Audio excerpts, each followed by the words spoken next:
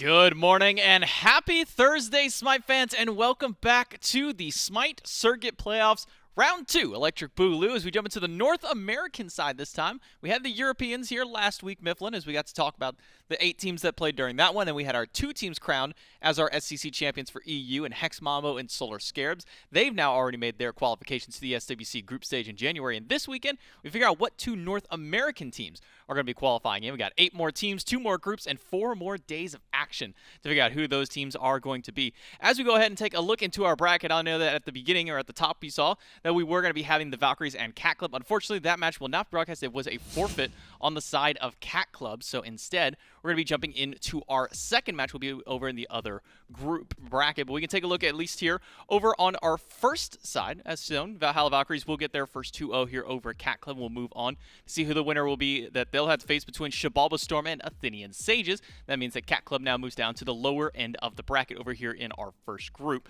of these ones. But as I mentioned, it's 8 teams and 2 groups, which means we have a second group to look at with some of the other teams. Remember, it's all 6 teams from the SCC and then the top 2 teams from the SOC who have kind of made their way over towards this one. So that includes everybody that you've been seeing on the SCC side. We can take a look over at the opposite bracket, which will have the Tyrian Weavers and Oblivion and Aru Scorpions and Cowlin Wardens. And that means our first matchup today will actually end up being the Tyrian Weavers and Oblivion, who are going to be facing off in this first one. Remember, it is double elimination all throughout these groups. With all these teams playing throughout there, we try and find who the top 2 teams from each group are to then qualify into our third group, Group C, and then it'll be the top 2 teams coming from there that will then go to the SWC playoffs, or SWC group stage, I should say, in that first week of January, right before the World Championship, to play up against the SPL teams and figure out who our final 4 teams will be for the SMITE World Championship. So with all 8 of our SCC and SOC teams, should be a lot of fun as we continue on this weekend with, again, same format that we had last weekend, Miff. But in North America, across the pond. Right.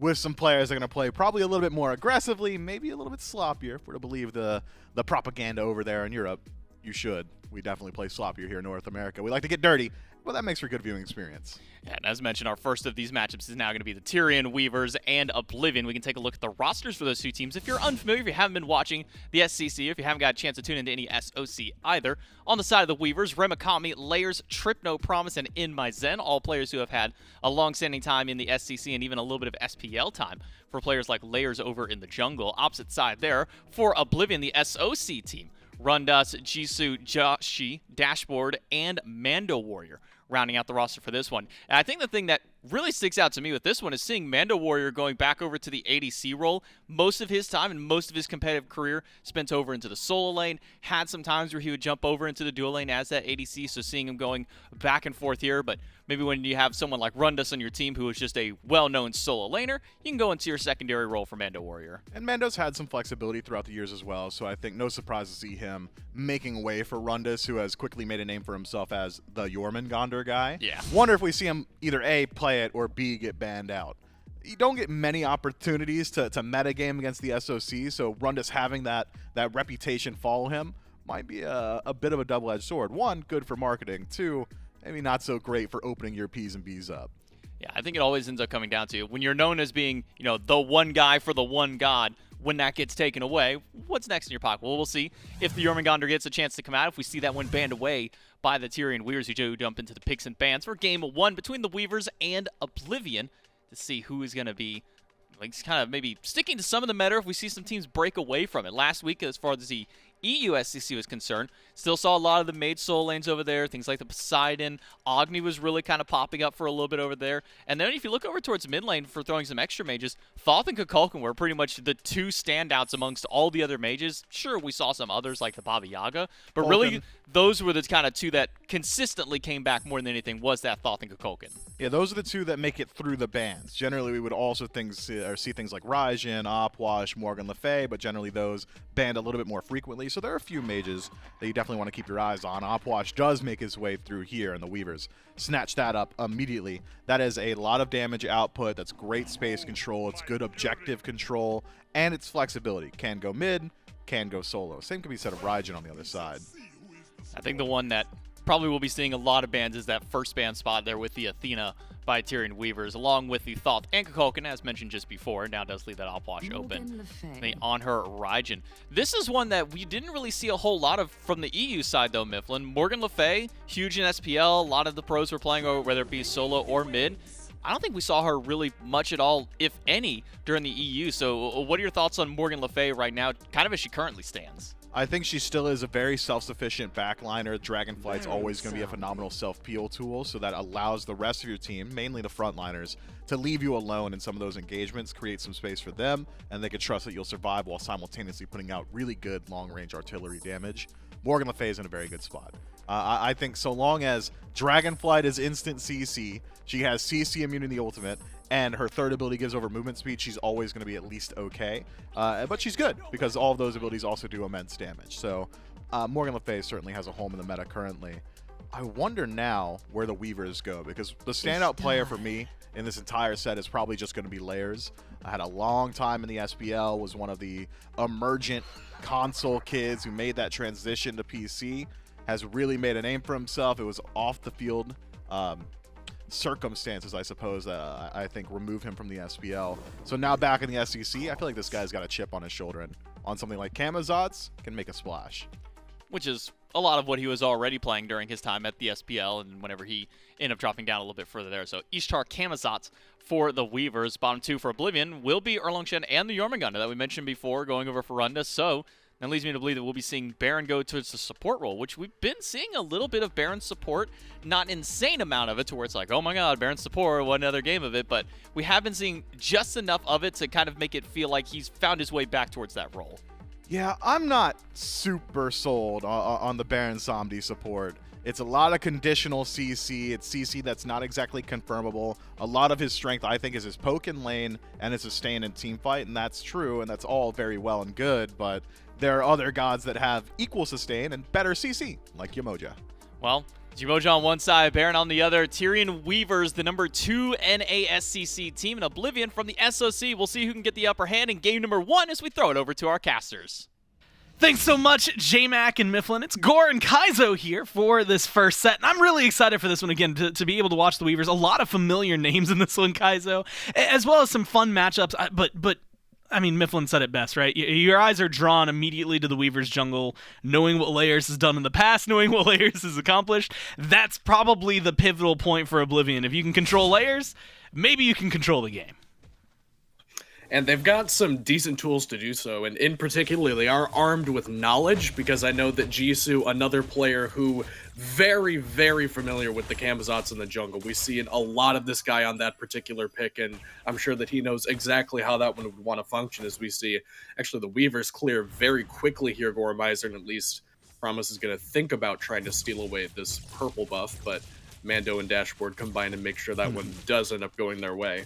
And I do think the Baron in particular is one that's probably worth talking about as we, take a look at the drafts and see what the Oblivion composition has to offer when you're, going against somebody with a bit more prestige like Layers. And I think Dashboardzd on this Baron is really going to be the linchpin for this composition. Baron is a character who, if he gets ahead, if he's allowed to play aggressive, can feel incredibly oppressive. I mean, that crowd control can be so difficult to deal with, got really good mobility and sustain. That Life of the Party ultimate can also be an incredible point of contention. But he is a character that can be pretty prone to getting caught out early on if your positioning isn't great, if you get surrounded unexpectedly, if you don't get off to a good start. This can be one that momentum very much can go in the opposite direction of as well. So I've got my eyes on Dashboardzd, at least for the early stages of this one, to see how he ends up performing on this pick. And it's always really interesting because it does feel like a pick in the Baron that we see often, opposite of Yemoja, right? And it's because that ult interaction, things that you can do with that, but it is not always found success. So like you said, it's going to be watching over Dashboardzd. You've got MainJisoo over in this neighborhood right now of the duo lane, so at least keeping some presence for Oblivion. But nothing too crazy. This is the other matchup that I'm actually really excited for on the opposite side of the map, because there's been a ton of Opwash versus Raijin, or Raijin versus Morgan Le Fay, which we are still getting Raijin versus Morgan Le Fay. It's just not in the solo lane this time. But the Jormungandr picked up, and now in a little bit of trouble. Layers misses one ability, but it does not matter. The leap, the damage, it's all good, and it's first blood for the Weavers. And Jisoo is here, but he's going to be here a little bit too late. And if you took a close look, MainJisoo, you'd notice that Rundas, no beads, Aegis, teleport, none of that normal stuff. It is a magic shell first relic available for the snake. And it did give him a little bit of HP, I guess, but didn't really seem enough to keep him alive. And that's a weird one for me because typically, you know, if you're going to think one of these solo laners, who would get shell? You'd probably think it'd be Remakami because you want to shut down the auto attack damage coming out of MainJisoo, but it's actually Rundas that grabs it against a composition which I don't typically attribute to have a whole lot of auto attack damage, which means that this is exclusively a late game investment. Rundas wants late game to not be caught out by the River's Rebuke from Yemoja and have Phantom Shell available at that stage of the game to keep him safe, which means, at least in the early game, it is a suboptimal, perhaps at best, relic choice for him. But if he can get to the late game, that's when the real utility of this relic is going to shine. It definitely has a weird air about it, like to pick it up as early as he did, right? You know, it could have been a level 12 relic. Maybe you grab something else. Maybe you're just hoping for the best and saying, maybe once it'll save me from layers. Unfortunately, hasn't seen that yet, and at least for another 60 seconds, won't be seeing that. And watching layers specifically on the map right now has been it's interesting enough because we haven't seen anything too aggressive from really either jungler outside of that gank. And that's mostly just run-of-the-mill. And so, keeping things relatively even. You got the first blood bounty, about 700 gold for the Weavers. But now with, you know, like Book of Thoth being finished in mid, I'm starting to expect maybe a little more pressure running through there. And that maybe brings up the question I have for you, which is, you know, Morgan Le Fay versus Raijin. We've seen it 1,000 times in solo lane. I wouldn't be surprised if we've seen it somewhere around that amount of times in mid. But with both of them going for like a book start, does that slow down maybe some of the pressure and presence that we're going to see in mid? Oh, absolutely. And I do think it is worth pointing out that because of the, you know, the different location, different roles that the characters are playing, it's not going to be the same, you know, drag down, slap out kind of fest that we've seen a lot of in solo lane. Because in solo lane, you're a lot safer, right? Like you have only one area you need to look out for, the jungle to your left, and you can really know, you know, am I allowed to fight here? Is somebody coming to intervene if I were to take this engagement? Whereas in the mid lane, a support can show up randomly. Hell, a solo laner can just randomly teleport in behind you. So you got to be a little bit safer, and that's probably why they go for a book start, just because you're more than likely just scaling in the mid lane. There's a lot less fighting than there usually used to be, so you got to be a little bit more careful. Layers, he's showing back up to right lane. Forces the ult out of Rundas. Should be safe for the Jormungandr. Assuming he uses most of them, at least 2 of them, to disengage. We'll be doing so, promise. Zen on the other side of the map want to get aggressive against Mando. The CC, though, the CC just does not connect. And instead it's Zen who's in a little bit of trouble now. River's Rebuke tries to save the day, but a great pull-in from Dashboardzd. Gets a kill for Oblivion. Now Promise tries to Riptide out of there, but you bring it 2 with you. You got to run the long way around. Does have another Riptide. Does get under the tower and stays alive. But a gank gone wrong, or gone right if you're looking at Oblivion. And Oblivion's ADC there, Mando, you know, some question marks for him because he has, as Mifflin said, jumped around a little bit role to role. He's been solo, he's been ADC pretty much interchangeably. And it is kind of a question mark of how well is he going to perform in the ADC role. And he 100% makes that play possible by playing up, playing aggressively, even in disadvantage. He's outnumbered, and he's keeping everybody far enough up the lane, in particular InMyZen, far enough up the lane, that the rest of the team can come in behind them and then get that excellent gank off. If Mando is just sitting comfortably under his tower, then, well, they're probably not going to be that aggressive. Nobody's going to be investing resources into him. And the turnaround kill for Oblivion is much more difficult to obtain. But it is because he's so comfortable, even when he's outnumbered back against the wall. That's kind of how you have to play this Anhur, where you are the most confident player on the map at any given time. And Mando already looking very good on this Anhur. And not only plays it well, right? Both of the carries maintain their beads, which I think is incredibly important, especially for Mando right now, because Zen's going to go in, goes for the ult, unable to find the stun. Great leap from Mando, good Riptide from Promise, at least keeps him in. But it's not going to be enough to lock him down, forces the ult out of Mando. And so a lot of pressure suddenly coming out of the Weavers on the left side of the map. And unfortunately for Layers, I've seen twice now where he's shown up to the party just a little bit later than when they were able to find any lockdown or lack thereof, I guess, in this case. And unfortunately, it's maybe stopped the ball rolling. So Oblivion's doing a great job of just stalling out the duo side. And they're actually going to be doing a lot of that stalling out so far this game, because if you take a look over at the solo lane as well, here's an item you probably haven't seen in a while, Goremizer. Yeah. This Tablet of Destinies, but hang on, might not get a chance. Dashboard in a bad spot. Yeah, he's in a little bit of trouble. So is Trypno, takes a lot layers. Comes in, what a great impale from Mando, though. Keeps the pressure off the carry. And then just a little bit of safety used in there by Dashboard to make sure he can walk out. What a beautiful impale otherwise. We're assuredly seeing a kill for the Weavers. And taking a look at the map too, Goremizer, it is a crazy amount of ward coverage, but back to this Tablet of Destinies, because this is an item that we probably haven't seen in weeks, if not months, and that's because it's so incredibly slow, and the Bruiser build that you see Remakami going for, this Vamp Shroud into the Pythagoreans piece, this has been the flavor of, you know, I'd say the month, but it feels like it's been longer than that at this point. It's a lot better early on. You can pretty much fight from the word go out of the solo lane, gives you really good hybrid utility. Whereas Rundas on this Jormungandr exclusively wants proc effects. Using that paralyzing spit from a distance is what has always made this character so incredibly strong in the solo lane, gave him some viability in the mid lane as well. Just building a reasonable amount of power and enough defense and utility that if you are in trouble, you can ult out of there. You don't have to be a conventional frontline tank, because at any given moment, as long as you have about a second and a half worth of time, you can just suddenly no longer be available on the map. So Rundas, despite the fact that, you know, you think Guardian gonna build a little bit tankier, will actually more than likely end up seeing a lot more damage in his build than Remakami will. It's even possible that Joshy could go for a little bit of hybrid itemization as well to sort of balance out how much damage Rundas is going to be building. It's going to be a vastly different look than we're accustomed to seeing over there, and it really does lend again to how late into the game Rundas wants his power spike to be. He's going the Tablet, which stacks up and takes a long time. He's got the Shell already, which we know obviously is invested for the team fight phase. It's a very, very late game build that Rundas is going for. Playing for the long term. And admittedly, I actually really like this as well, because, you know, we had seen it earlier. The best time to kill Yorm, and the only time that they've killed Yorm, was pre-level 5, right? It's because that ultimate is so safe, right? It's the word that I want to use for it is not broadcast safe, so I'll call it the oopsie button instead. But it gives you that secondary, not necessarily a second chance at life, but just an easy escape. And then you factor that in with, like, the matchup, right? The Yorm versus an Opwash specifically to deal with the corpses has been great. And you're going to deal with him right now. Jisoo comes over. Great pin. Good body blocks. The taunt going to get beads out, but they're chasing down under the tower. A few more autos and another kill on board for Oblivion.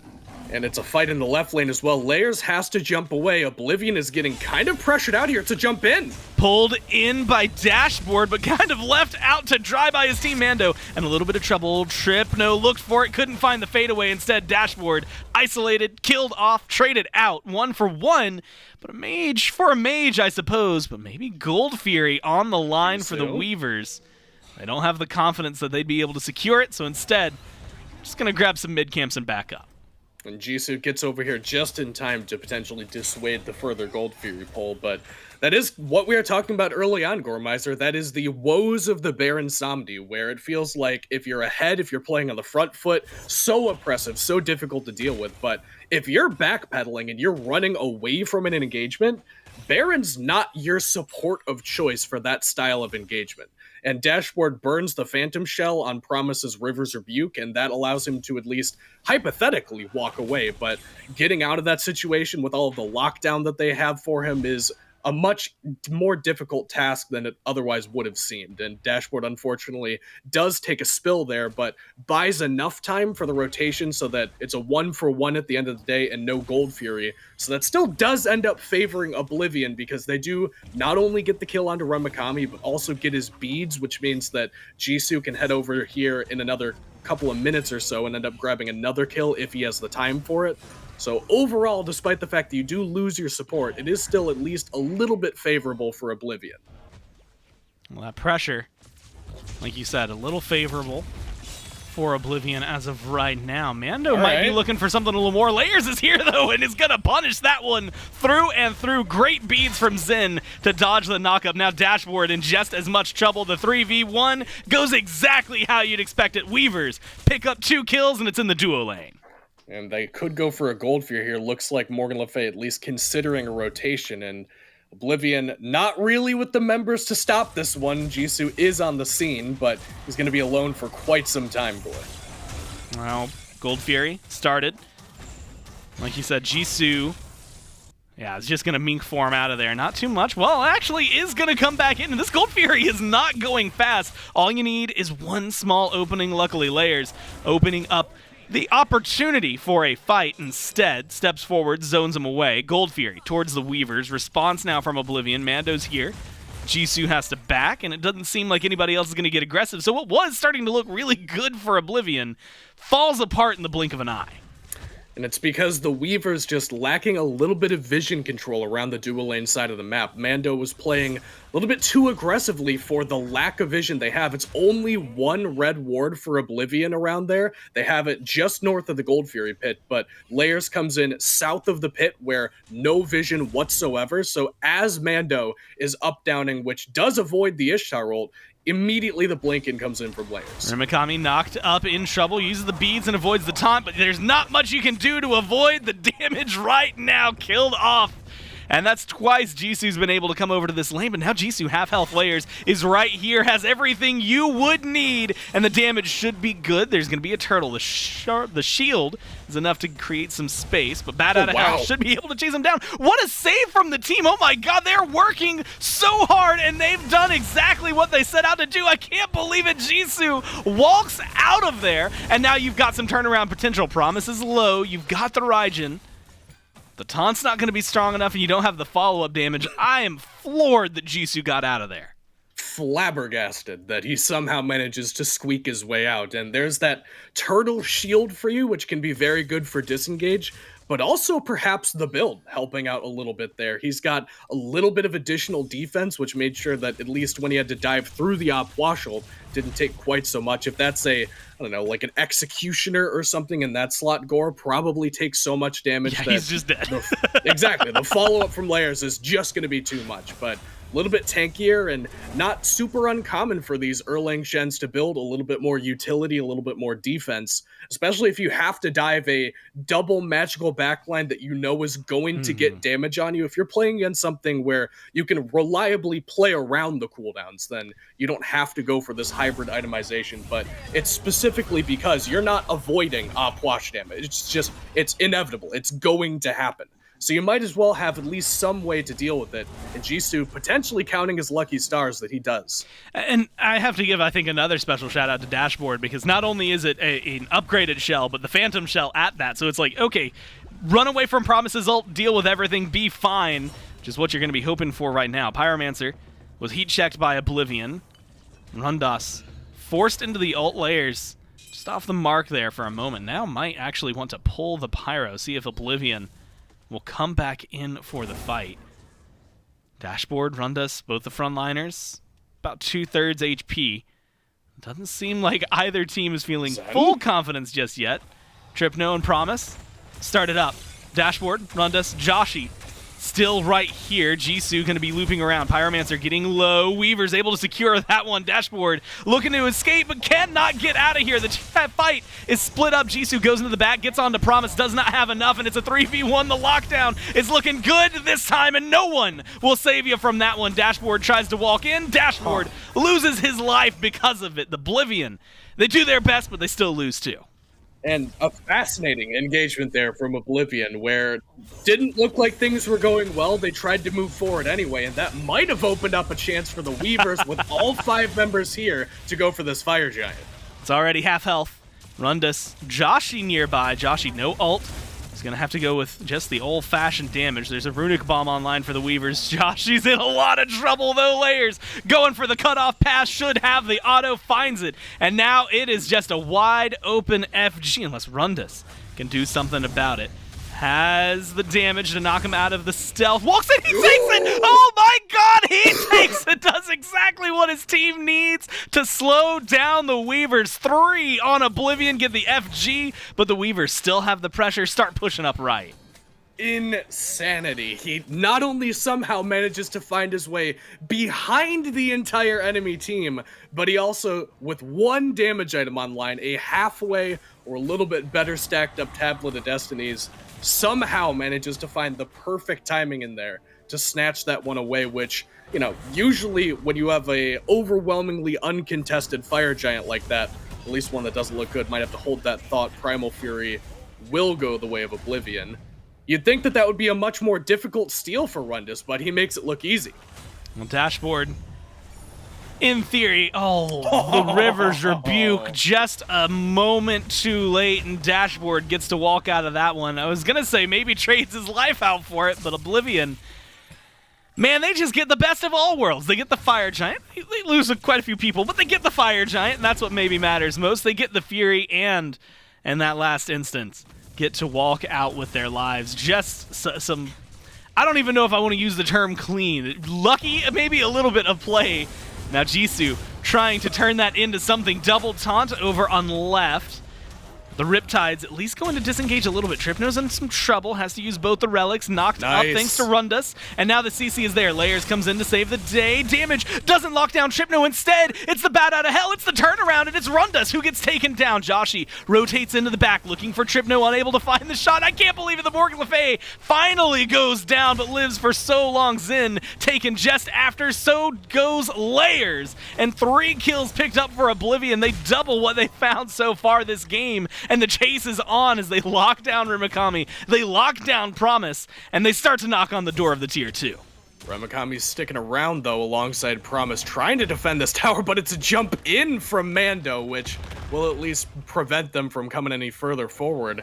And another excellent engagement from Oblivion, who it seems like a lot of right place, right time for them so far in this set, where not only do you get that excellent steal courtesy of Rundas on the signature Jormungandr on that FG, but also an excellent engagement there in left, where the Weavers were more grouped. They thought that it was only Rundas, but the flank in from Jisoo with, again, no ward coverage, which seems to be a pretty common thread for this one.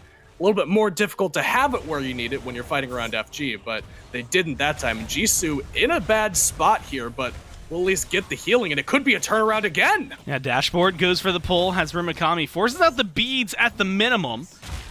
Again, this is all over the beacon, 19.5 in. So it's not going to spawn the Titans, it's just for that sprinkle of a buff.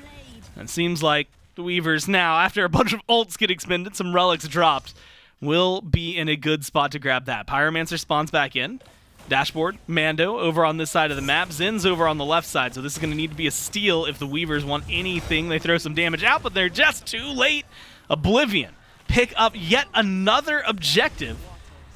And Kaizo, it feels like everything, at least as far as the checklist can go, for the last like 4 minutes has just been great from Oblivion. Absolutely, and they might get Promise here. A great pillar there from Mando. We'll catch him out, but he does manage to hoop to safety.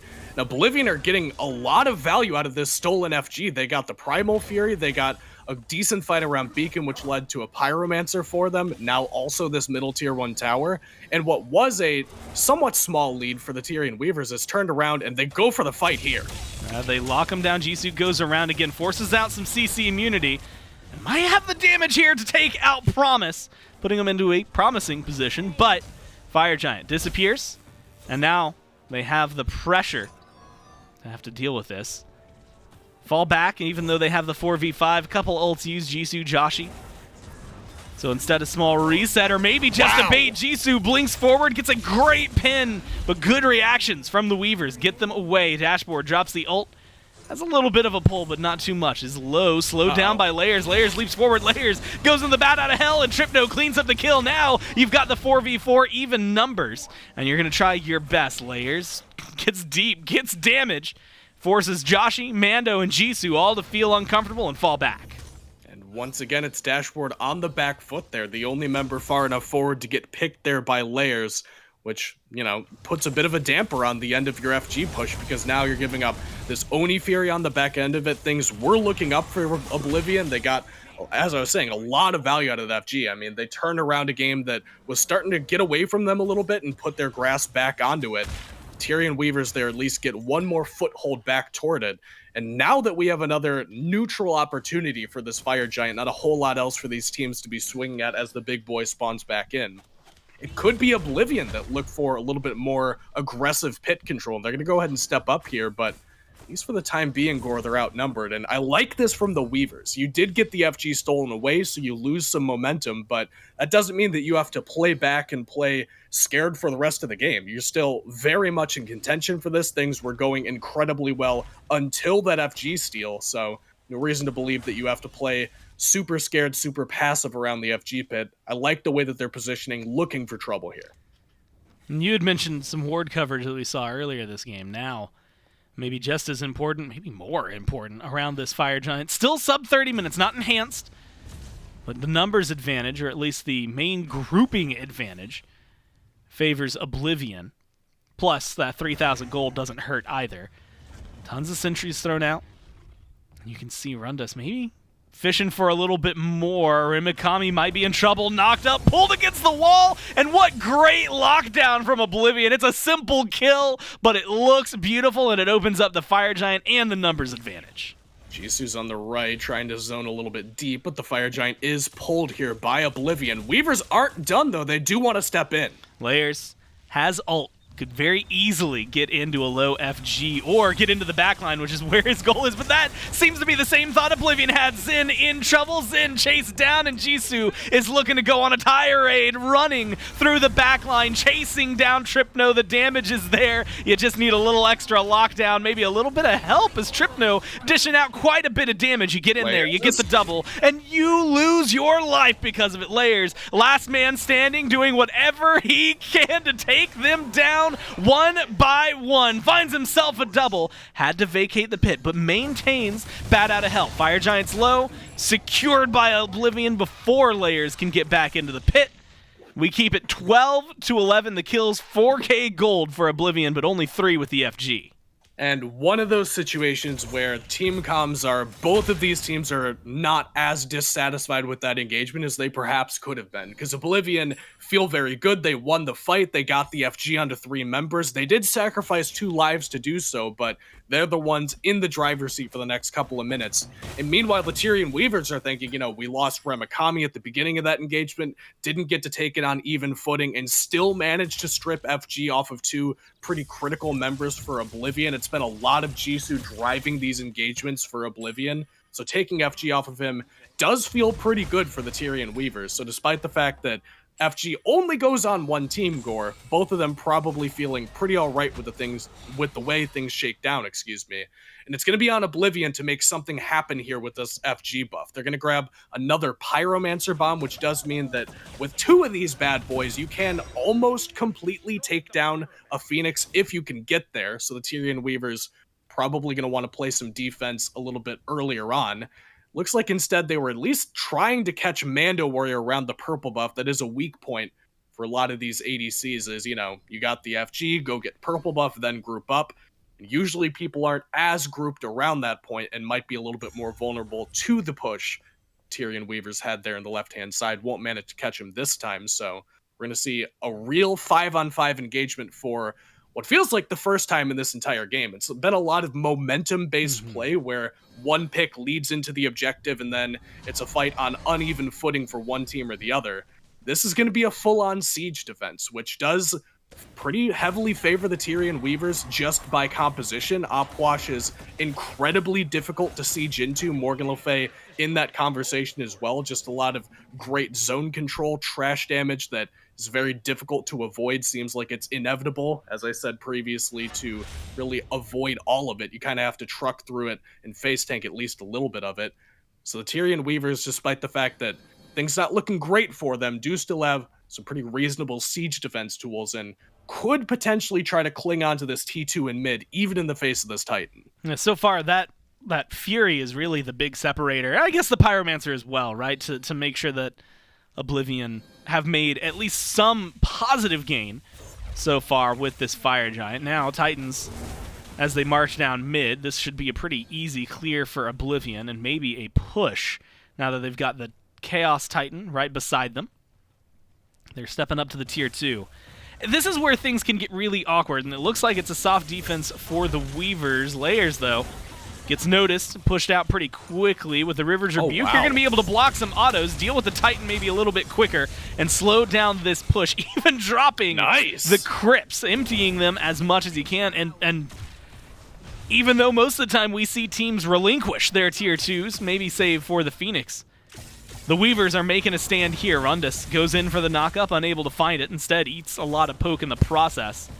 And Oblivion have yet to be able to damage this tower enough to take it down. Pull from Dashboardzd doesn't get the stun onto anybody. Instead, again, eats a ton of damage. Great turnaround from the Weavers. And they're making Oblivion turn tail and run. Yeah, they gotta back up now because they're missing so much HP on their support, and it was a great ultimate there from Zen at the end to make sure that everybody had to back up. He stuns like 2 or 3 different members with that ultimate and really prevents the siege almost entirely. They used the bomb as well. The Pyromancer Runic Bomb got expended in that tier 2 tower siege, but they just used the River's Rebuke to cut off the angle for MandoWarrior so he can't assist in any capacity to help bring down that tower. And Zen managed to destroy the bomb before it went off. He defuses that one with just 1 second left on it to make sure that the tower doesn't take any damage. And I feel like it was a little bit of a too light of a contest from Oblivion there. You got River's Rebuke out, you got Empty the Crypts out. Those are 2 incredible space creation tools that the Tyrian Weavers have, and part of what makes it so impossible to siege into this composition.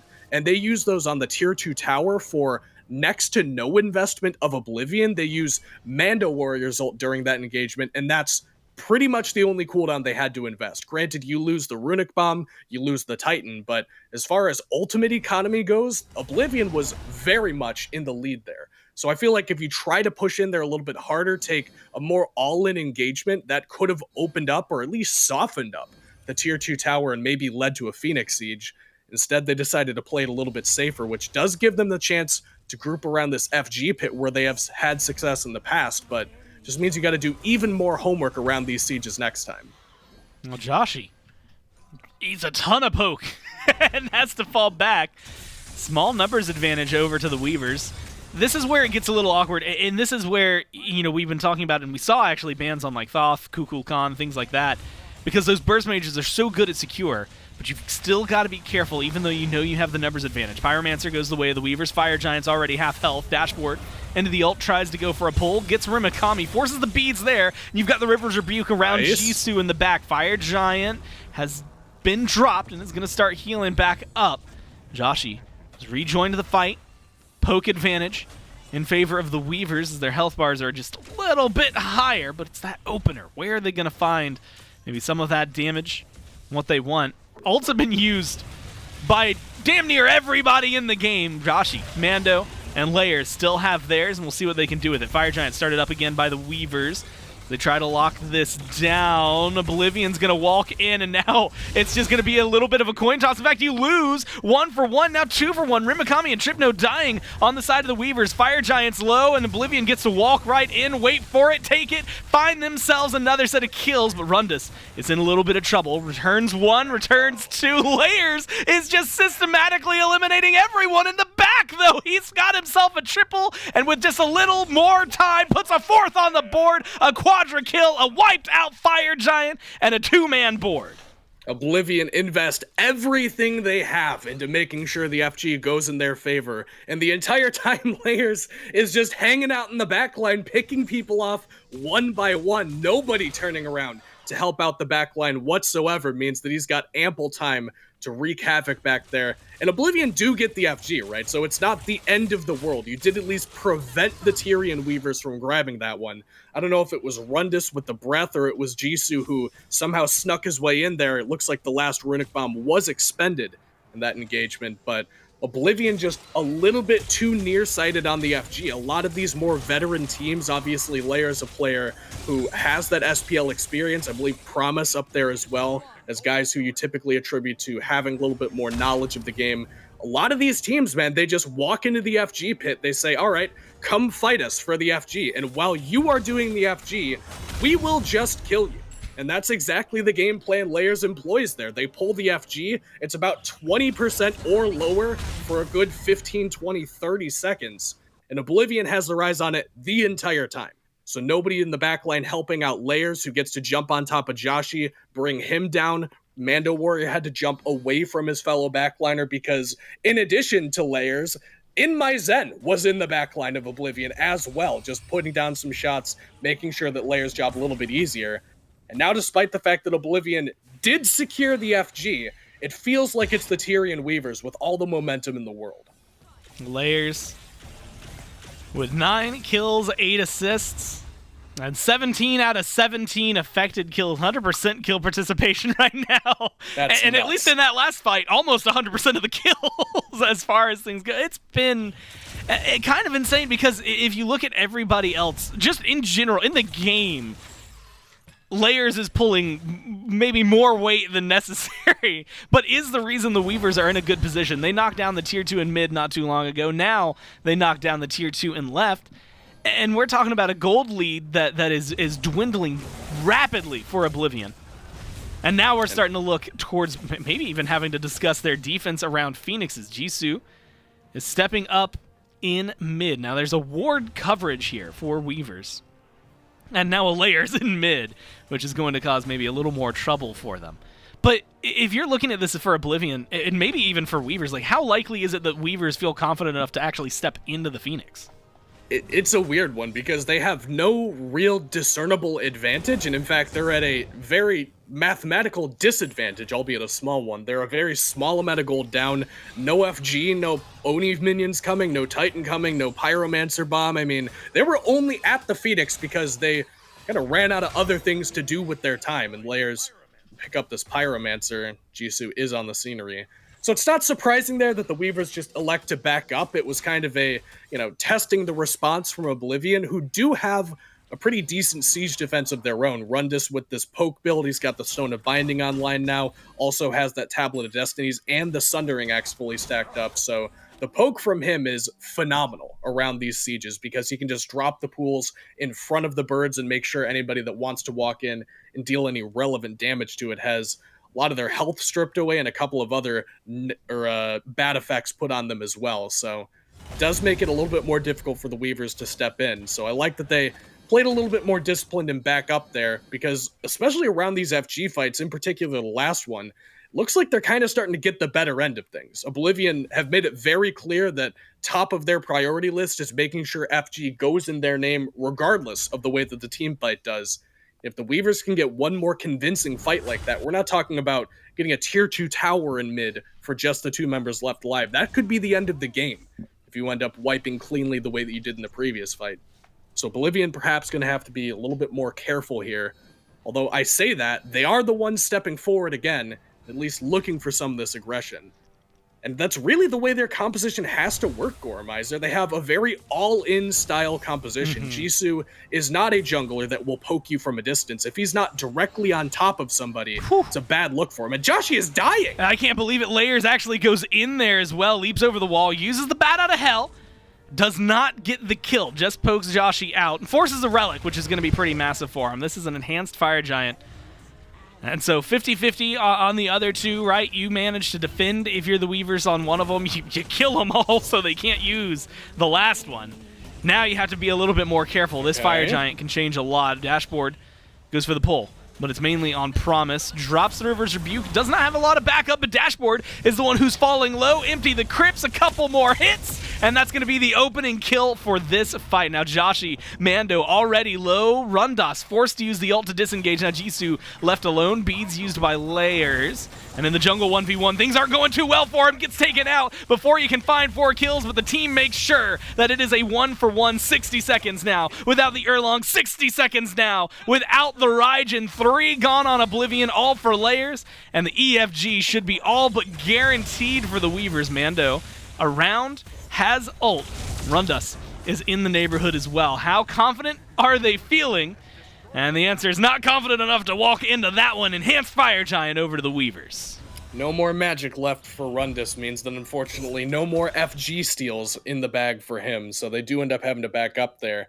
And it's just a shocking investment from Layers there. I mean, he does sacrifice his life to eventually end up getting the kill onto Joshy, but he produces so much space there for the Weavers by just being willing to take that engagement. And the Bat Out of Hell is a big cooldown to expend, don't get me wrong, but forcing Joshy to that fight meant they pretty much won it for free.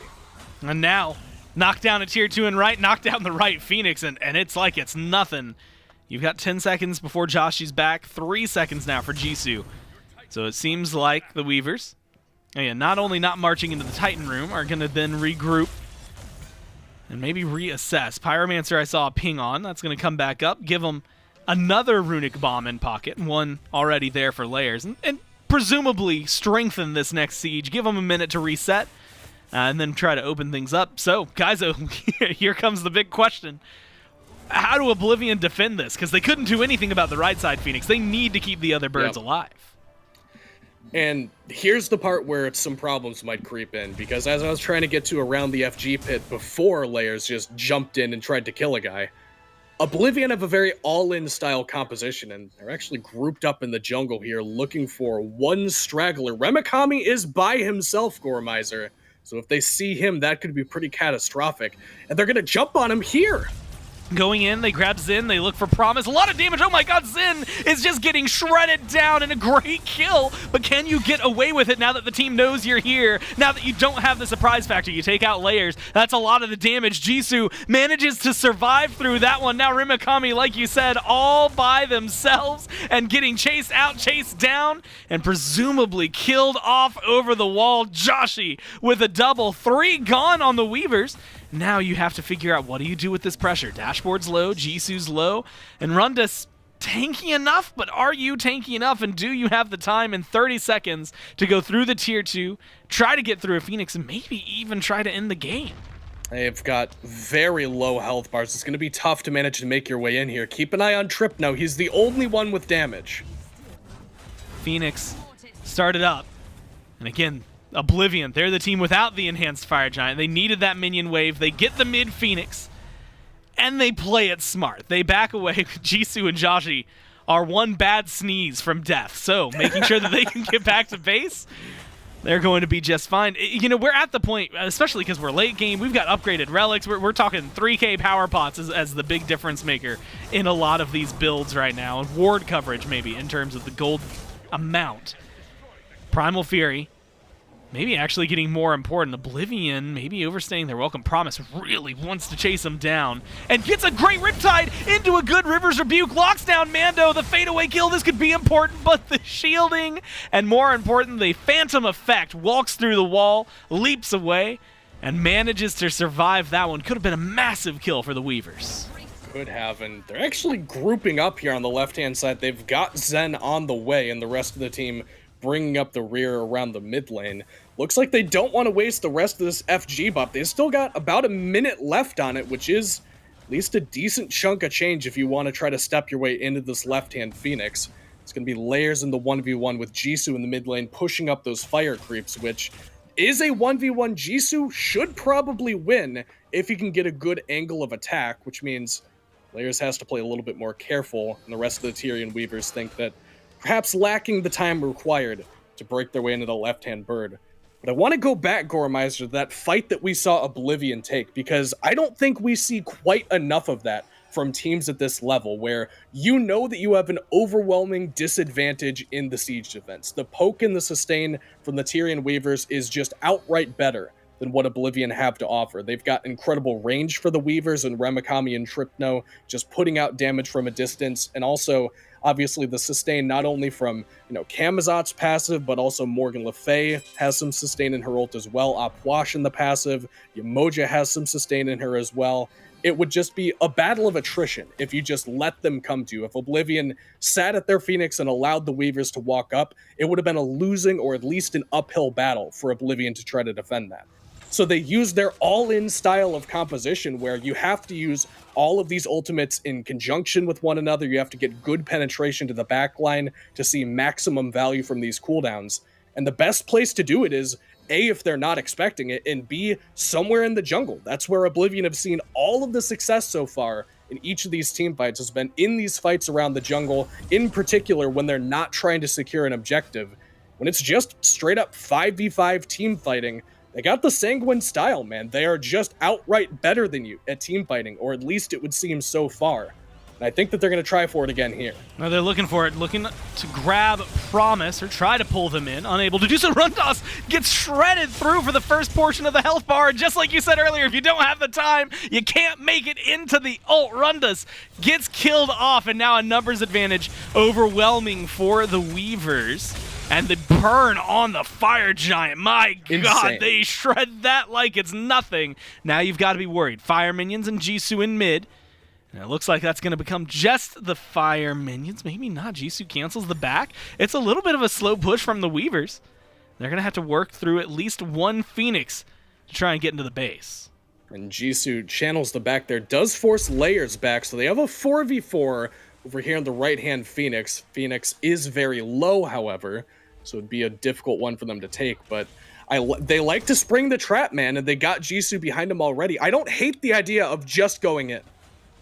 Oh, Mando leaps forward. Can't believe that. Jisoo tries to go in, create some space. The team is doing exactly what they need to, but the space is better on the other side. Trypno, no, he takes the Phoenix a couple of shots, and that ends up losing their life. They will get the bird, but Trypno maybe just a few steps too far forward. Rundas respawning. And that might just cancel out a lot of this fire giant. There's a pyromancer to pick up, soon to be an Oni Fury, so it's not the end of the road. But Oblivion are surging forward, and with gusto for good reason. They've got the numbers advantage. Empty the Crypts was just used. Now it's just about lockdown. And if Jisoo can get in and get a taunt, it could open up the conversation a little bit more for Oblivion. Dashboardzd just a little too far for that one to get the pull necessary. Remakami doing everything in their power to slow this down, but the tables have turned, and it's Oblivion now who are looking to siege the Phoenix. I just don't know if they're going to have the presence to do it. Promise is alone, but that's about all they had advantage-wise. Wow, Oblivion were almost walking into a trap there. It's not often that you see the enemy's support in the jungle, but Jisoo has no means of going in. Jisoo now taking a lot of damage from the Crypts. Walls up from Promise, but it's going to be the Phantom Shell that allows them to walk through, at least this time, thanks to Rundas. Staggers them out, forces them to fall back. Trypno's back on the board, although trailing behind the team. At this point, you've got an Oni Fury, a Pyromancer, and a Beacon available, but maybe Rundas or someone else on Oblivion could become the easy target. They get aggressive, force Rundas to fall back in the ult.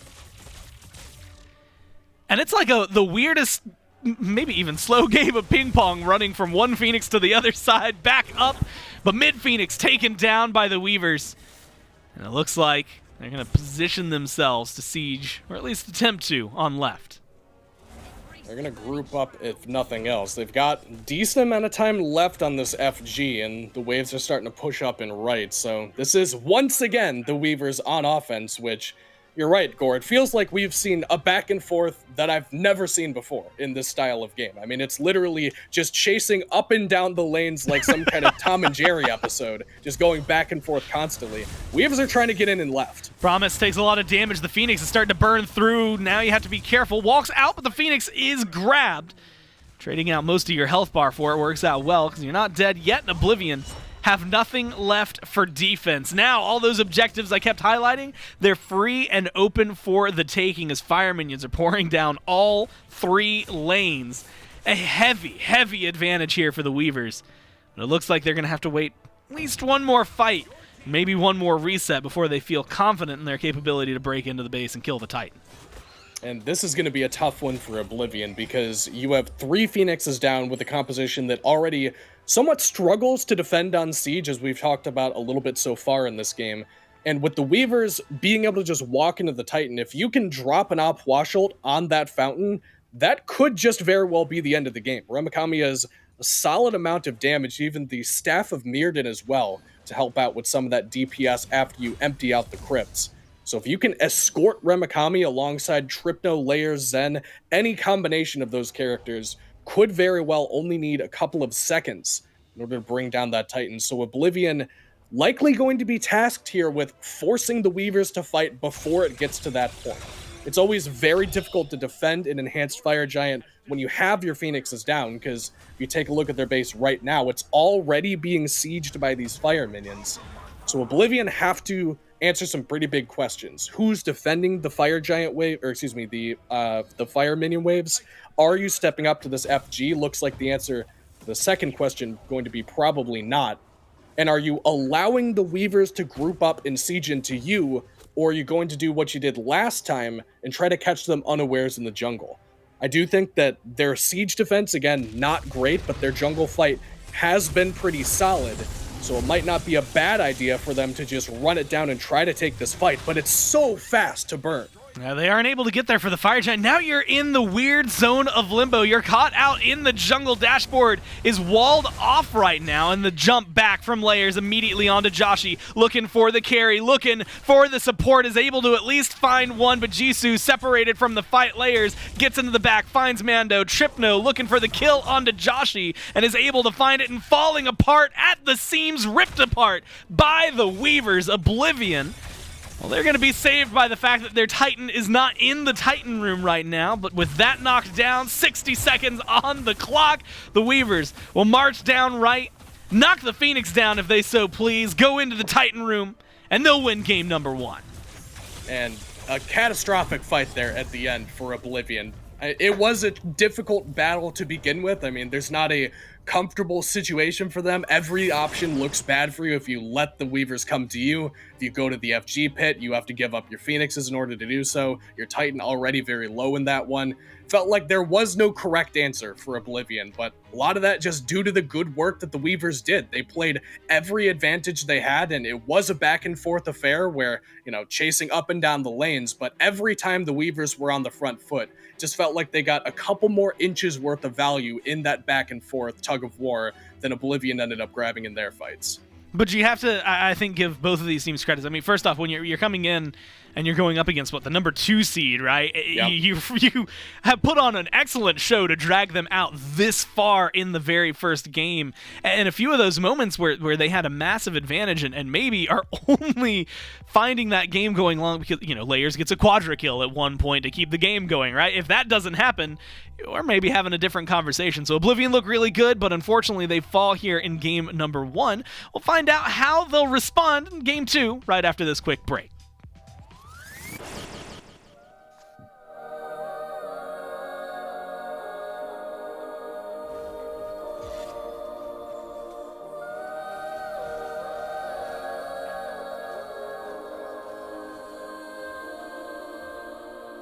Hey, listen up, I've tried to tell you this 100 times. Not getting better by lying there, pretending to cry. You on repeat, you can see, cause you have closed your eyes. You say you listen, but you're missing what it's all about. Rise up now.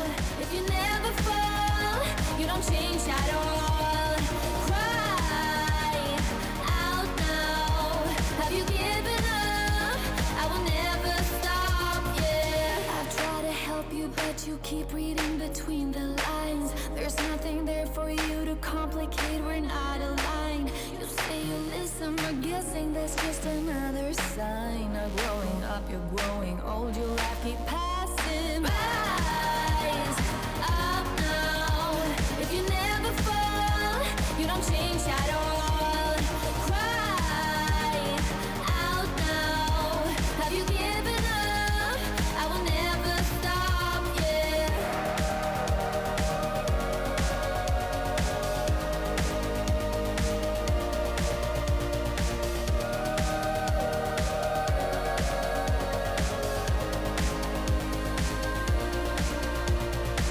Now if you break it, I can take it, I don't need a prize. Leave out the fact that I am up against 1,000 guys. My intuition efficient, cause I can't use my mind. Don't try to tell me how it's done, you haven't done your time. Up now. If you never fall, you don't change at all.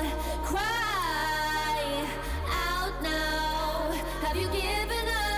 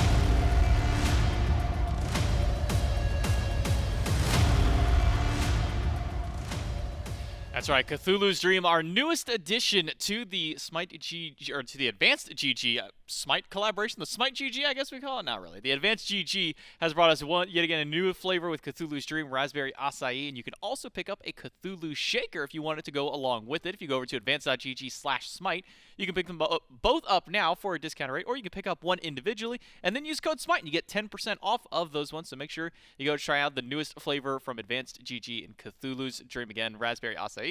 Great flavor. Go ahead and try it out. And thanks again to Advanced GG for joining us here in Year 10 of SMITE and Season 10 of the SMITE Pro League. I'm Jim. I got Mifflin joining me here on the desk. We break down Game 1, and this is a back-and-forth one. This one felt like the Tyrian Weavers starting to run away with a bit with the early game. Then we get a Fire Giant steal from Rundas, and that really slowed down the pacing of the game. Oblivion kind of able to fight back a bit, get their sieges going, but it's this constant back-and-forth battle, and all it takes usually late game is one good enhanced Fire Giant to really turn the tide of a game. Usually, but not exactly this time around, right? It took a few Fire Giants.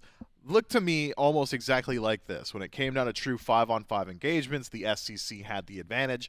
And unfortunately for them, the SCC didn't exactly have great capacity to secure their objectives. Or perhaps maybe they had the potential to do it in draft, just weren't quite able to execute with it on field. So we saw Fire Giant steal into Oblivion, immediately going over towards the Gold Fury, equalizing the gold lead, utilizing that Fire Giant, I believe. First Fire Giant they stole to knock down 2 towers. Put themselves about 3,000 some odd gold up at around that 20-minute mark, and from there the Tyrian Weavers really struggled to solidify that team fight on Siege. Had a few hard knocks as they started to approach some of those birds, and Oblivion continued to fight back in, and that's where that back and forth really started in true. I believe it was Gore that had said we're in a ping pong match where they're just taking turns batting away at each other's birds, until eventually Layers stepped up, said, hey guys, we are the second seed SEC team. These guys are quite literally a league below us. We got to make something happen, and we got to make it emphatically. And a quadra kill there, I think, essentially solidifies the game, but we still added another 10 minutes onto that runtime because Oblivion's base defense was incredibly strong. Having Joshy on that Raijin and MandoWarrior with a few great pillars was able to keep the Tyrian Weavers at bay, but eventually, double mage composition with the ranged auto attacks, enhanced ranged auto attacks, I should say, from InMyZen, were finally able to break their way into that base. And at the end of the day, the Tyrian Weavers do win out pretty convincingly so far as PvP and jungle is concerned. You cover up everyone else, and Layers had himself a great game. Yeah, Layers 10-4 on the Camazotz, take over Trypno. When you start getting towards the late game team fights, 5-4 on the Morgan Le Fay, maybe not the flashiest of slash lines, but 48,000 damage from your mid lane mage, and 44k from Remakami as well. Will certainly help when it comes down to your team fights and your sieges there. So now the answer for Oblivion, and I guess maybe a question I'll pose towards you is, what changes does Oblivion either make on field, or is this one maybe with composition you'd like to see change to maybe either help them for these team fight stages or to be able to assist them in getting more successful sieges? Look, I'm not all in on the current idea that has been perpetuated by the most popular soul laners in the world, which is that you can only play mages in that lane. I will say this, though, it probably shouldn't be Yorm. It just doesn't seem like that god exactly stacks up in damage output when compared to mages, and doesn't have the same bully potential that maybe some of the more oppressive warriors do. And I know oppressive warriors oxymoron in current meta, but there are still some of them that can work, I absolutely promise you. But if we're going to get down to brass tacks, just break it down, Occam's razor, simplest answer. Just play a mage in the solo instead of Jormungandr, and I think all of a sudden Oblivion's late game looks a lot better. I mean, there's probably a reason for the last, 5 weeks of SPL, regular season, an entire playoff, and the EU SCC that we've been seeing mages in solo. Probably a reason that it works out there. But one guy that we talked about in game number 1 that got banned away, now left open, is going to be Thoth over here for Oblivion. Going to be taken over towards that mid lane. Tyrian Weavers get their immediate answer back. They can run back the Yemoja Ishtar for a dual lane once more, and seems that will be the call for this team. So strong top 2 from the Weavers, but this Thoth coming back, I mean, this was one of the top pick, top ban gods all last week during the EU SCC. Now seeing it come back here for first pick along with Raijin for Oblivion. Just really good itemization as it stands. Book of Thoth seems to be back in the meta. He's one of the better users of that item, as well as just having that long-range artillery damage. When the games tend to go long, having Poke on your side so valuable, especially against a composition that's going to have sustain like Yemoja. So a good applicator of Divine Ruin, and does just enough damage, in my opinion, that Yemoja's healing can't quite stack up around the Fire Giant or around Phoenix Sieges. So I think Thoth in a very good spot. Really good objective secure, which was already one of the strong points of Oblivion's game, was their ability to actually grab themselves the Fire Giant, the Gold Fury. Thoth simplifies that. And then you've got your initiation right around it. The Raijin on its own has been enough initiation for a lot of these SPL teams. Taiko Drum is just a great tool to get the fight started up. Sobek will help you out a little bit in that regard too. Well, I was going to ask, so what mid lane mage do we go towards now? Because you start to look kind of at the ban column. The Kukulkan's already taken away. The Thoth has been picked up by Oblivion. So what was the answer for the Weavers? Well, it seems to be this Vulcan, who's kind of made a rise back here in favoritism. A couple of buffs that came his way, a little bit more damage immediately in range of you. Whenever you fire off that ultimate, no longer is it, I think it was buff from 75 to 80% of damage at the closest point. So a little bit of buff there. And that turret getting a surprising amount of extra damage. And then you couple it with something like a Fenrir now out of the jungle for the Tyrian Weavers. Not many junglers, not many players in general going back to Fenrir, but this one feels like almost like a bread and butter for Layers. Yeah, it certainly is one of Layers' favorites and has a really good matchup into Thoth. Evade and Punish does not work against Brutalize. You'll just be able to chase him down every single time, so good direct counter matchup there. Two guys lacking CC immunity in kit, Thoth and Shen, means you're going to have pretty decent targets for that Ragnarok to set up for your Vulcan as well. So I think opportunities for Fenrir, but Fenrir is another one of those guys that is feast or famine. If you tend to fall behind on that pick because of how all of his kit works, you need to get into that point-blank range. Maybe struggle a little bit if you start to fall behind, but considering how Layers did in the previous game, I trust him. Well, we push to the depths of game number 1. Will we find a similar fate here in game number 2? Will the Weavers be able to close this one out? Let's jump right into game 2 with our casters.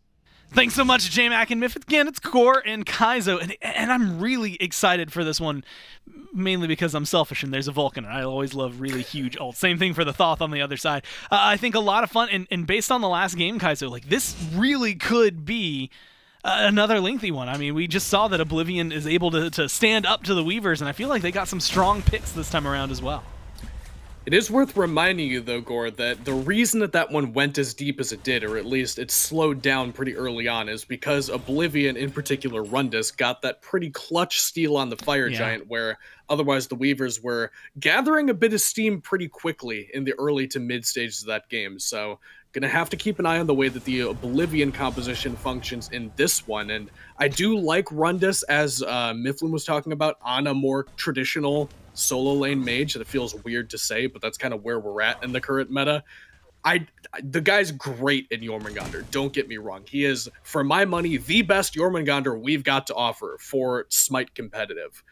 But it just doesn't do it for me in the current meta. I mean, like GMAC was saying, there's a very good reason that it's all mages all the time over there. It's just such good early pressure. It transitions incredibly well into the late game. Very difficult to play around the burst damage that they're capable of, the sustain as well. Very difficult to deal with. So Rundas back on a more premier solo lane pick, I think, is definitely going to help out Oblivion a little bit more here. And I do also like the reprisal of Dashboardzd onto something of a more traditional support. Sobek is one that I know he's loved for a very, very long time. Baron also in that conversation for him, but Sobek definitely a little bit more safe, has some good mobility, has some better engage, which I felt like the Tyrian Weavers were kind of lacking when it came to something that didn't completely require them to Oblivion was lacking. That didn't require them to all in to get the engagement started. So I think that they ended up with a more well-rounded composition. Obviously doesn't hurt that Joshy's on what a lot of people are considering to be the best mid lane mage right now, so I think Oblivion kind of got a steal in the draft in this one. And honestly, that's a huge deal. You know, I joked about it last time, but like, we're still seeing the Morgan Le Fay Raijin matchup, but it's one that now in solo I think it is, I'm not going to say more comfortable, but maybe just where I'm more used to seeing it as of late. And I really am, in agreement with you, where they just win a lot. Although, wow, Riptides from Promise, that's going to be the thing that caught my eye. Is you've got this double reprisal from the duo lane. Promise is warmed up on this Yemoja, and that Riptide right there shows it more than anything. Dashboard's going to have to be careful. Plucks can be such a give and take ability. And so you have to be very cognizant of where you're using that, where and who you're targeting. But you also have to be worried about what the follow-up is going to be, as well as Layers, who right now is going to be playing a little aggressive, should be spotted out by MainJisoo. And so now it's just how much do you want to fight for your blue buff? They step in, secured by Oblivion, but Layers is looking for a little bit more than just the blue buff. Once that first blood forces the dash over the wall from the Raijin and the turtle form out of MainJisoo, but is unable to find anything as big of an opener. And that's one of the things Fenrir, if Layers can play as aggressive as last time and play that during this early game, things could get out of hand quickly. It's a very good one if you're going to be playing that aggressively. But you do have to, I think, more than watch Layers, watch Dashboard. And I know I said that in game number 1, and everybody knows how I feel about Dashboard. I love him more than life itself, but there is a very specific thing that Sobek tends to do to support players. I call it Sobek brain, where you know that you are the guy who has to kick off the fights. You know, it always starts by you investing your movement ability, and that leads a lot of people to pluck into situations where otherwise they know they shouldn't be without a movement ability.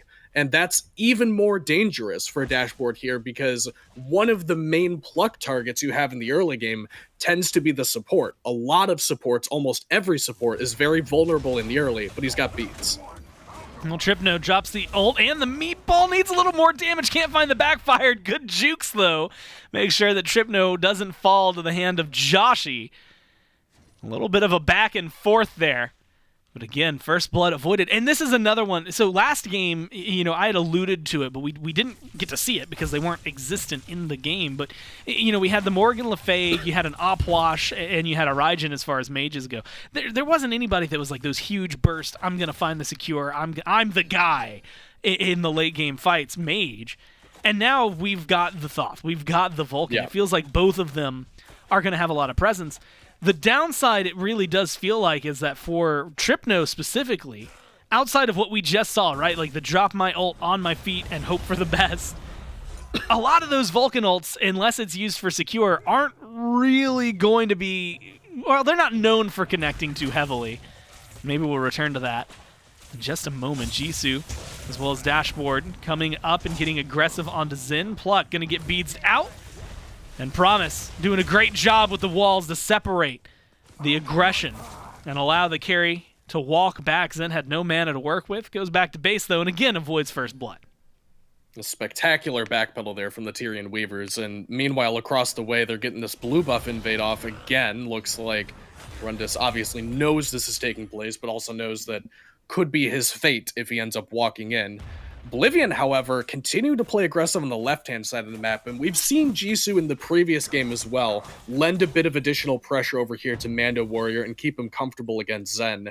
And I do think that that is one that is at least worth investing some time into, because Anhur versus Ishtar is a storied matchup of both of these characters can kind of mess each other up if given the time, if given the confidence to do so. Some of our most premier aggressive ADCs in these two characters, in particular this Anhur, that's why he's been so popular recently, is you can play so much more aggressively around things like the shield buff, like the purple buff invades. But people have kind of forgotten just how good Ishtar's all-in is. In particular in a meta where you can build crit, and that dash, once you connect with somebody on the dash, the arrow that follows up, that, despite being an ability, can also crit. So Zen has a decent amount of damage that he can put out as well, and I think that making sure that you get the more favorable end of that matchup, or at the very least don't end up falling behind in it, is pretty critical for a game like this where you know that it's probably going to go late based on the way the last one went, and you don't want to end up giving away an overwhelming advantage anywhere on the map. Zen, plucked, impaled, maybe shows the opposites that they have over there. Remakami in a lot of danger. Rundas unable to get the pull back and maybe the follow-up necessary to find that last hit onto Remakami. And again, we are dodging first blood at every opportunity, it feels like. Although Zen, again, goes for the stun, trying to play aggressive.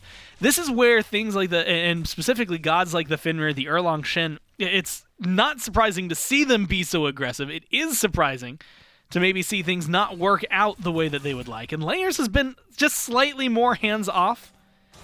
Maybe on account of the fact that there's just a lot of beads on the other side. Goes in, grabs Jisoo up into the air, holds him still for a moment. But you need a little bit more than that. You just don't have it. The 3v1 goes to Oblivion, and they're going to continue their chase. They not only kill Layers, they want Trypno. Won't be able to find the Vulcan, but the Fenrir has been shut down for the time being. Little over-aggressive there from Layers, jumping over the wall and trying to obviously pick up the only guy that he can really grab on the enemy team. Sobek a little bit too tanky even at this stage of the game. So Jisoo, one of his only targets, but I mean, the thing is, the guy doesn't even need to use beads there, Gormizer, because Trypno already burned the ultimate ability. Full HP when he picked up Jisoo means that even if Trypno lands everything, which, I mean, I believe that he did, he even got held still in the turret for a while, just an insufficient amount of damage. They just did not meet the required damage check for that kill, which does give away the first blood, which, like you said, feels like we've been chasing down for quite some time now. And it goes on to Jisoo, who was, for my money, the driving force for what Oblivion was doing in game number 1. Felt like every time something aggressive was happening on the map, there was a plan that was cooked up. It was all off the back of Jisoo. And we'll see Layers blink in here to Rundas and right, but not really sure what the follow-up is supposed to be. Well, they're looking for something. Duo lane now in their own little skirmish. Good damage coming out from Zen. But again, the follow-up, the capability to close out the kills, just not quite there.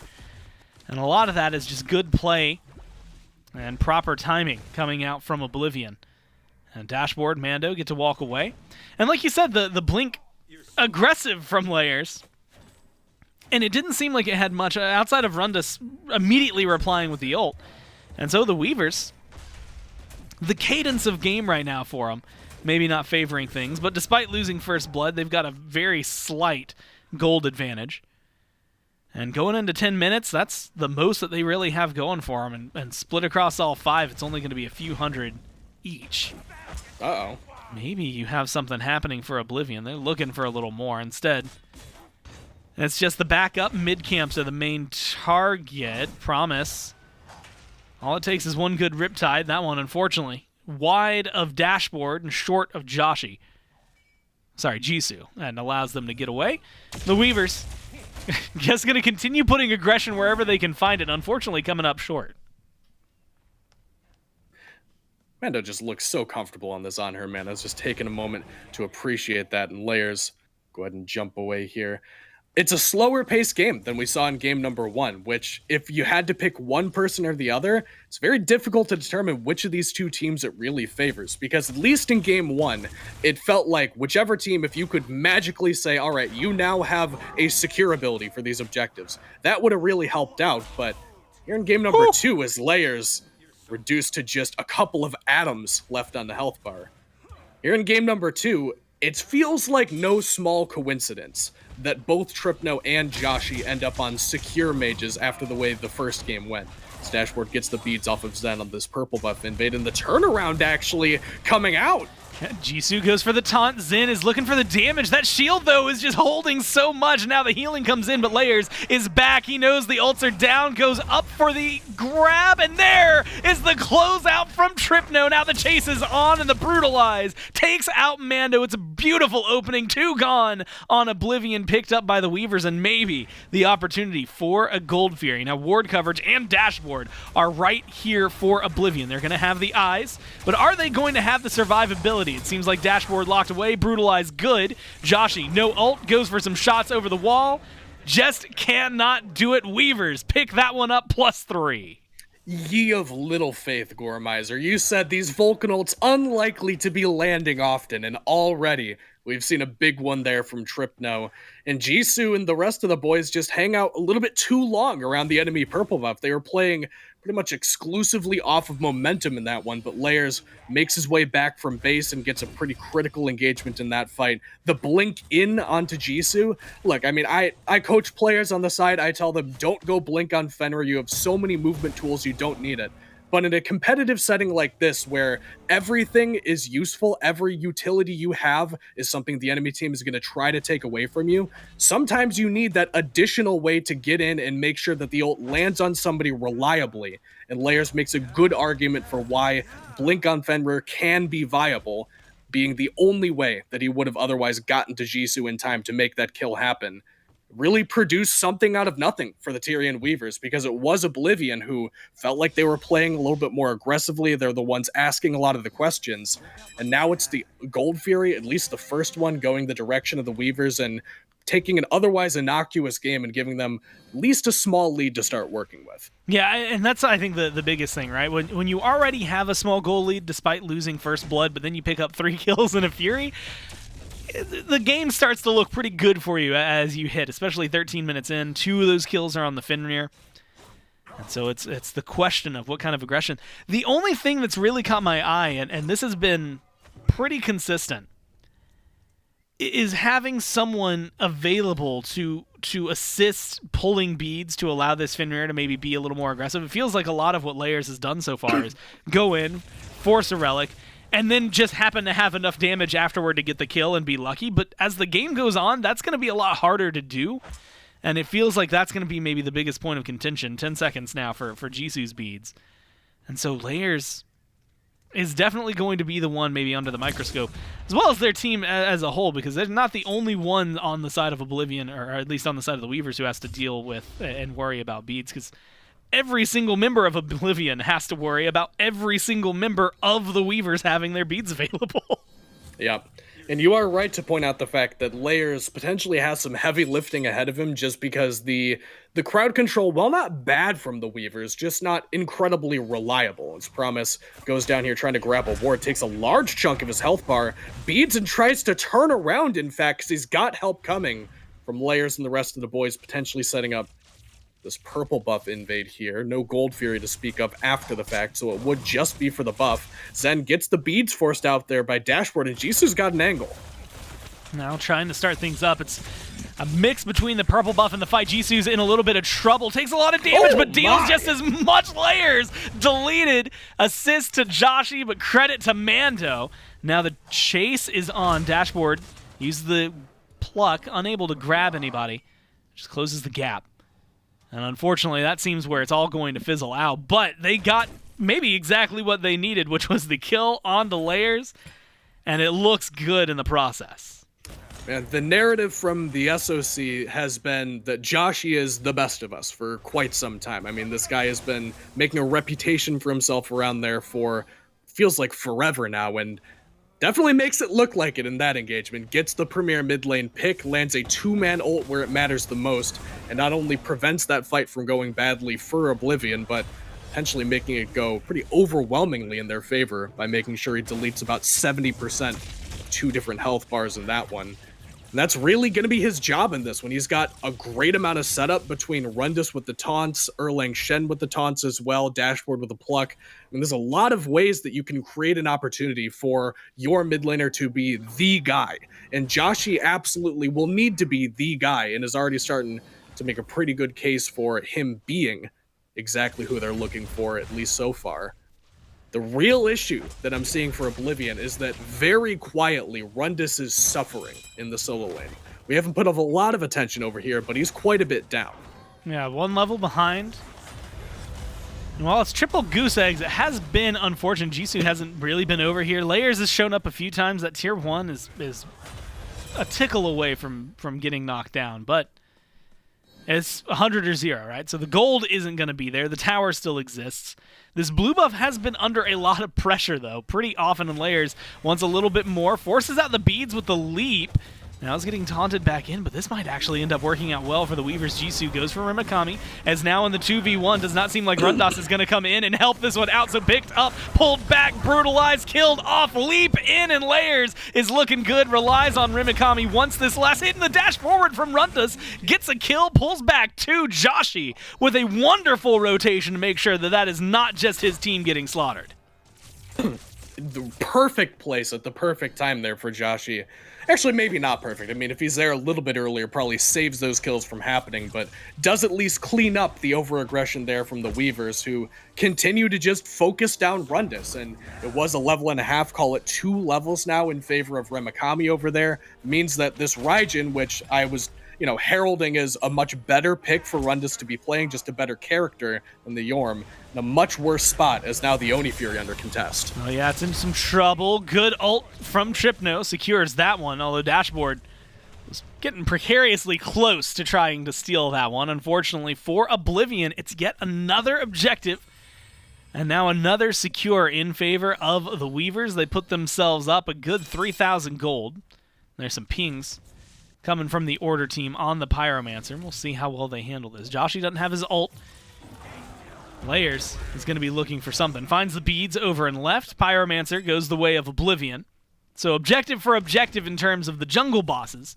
But pressure right now, and gold lead still in favor of the Weavers. And something we got to see there, which didn't get a chance to talk about in game 1, but Jisoo also will hang on. Remakami under a lot of threat here. Jisoo and Rundas combining to dump out the damage, but he's so safe. I can't believe, like, Remakami manages to live through a majority of that, still goes down, but has way more damage and way more survivability than I would have expected. Keeps the team alive, or at least keeps himself alive, long enough to pull Rundas and Jisoo pretty far. Unfortunately, the team nowhere nearby, no one to rotate in. And it is just another kill. Now tied up 5-5. And Oblivion has been doing a good job towards this early late game to start chipping away at the lead that the Weavers were able to pick up and really kind of shut them down in all the appropriate areas. We usually call that early late game a middle game, GormyZen. That's usually what people it's kind of like, to but it's like that. late mid, early late. It's like it's not quite dinner, but it's not quite brunch. Yeah, either, this is you know like what the I mean? supper of Smite. Yeah, exactly. That's kind of where we're at right now.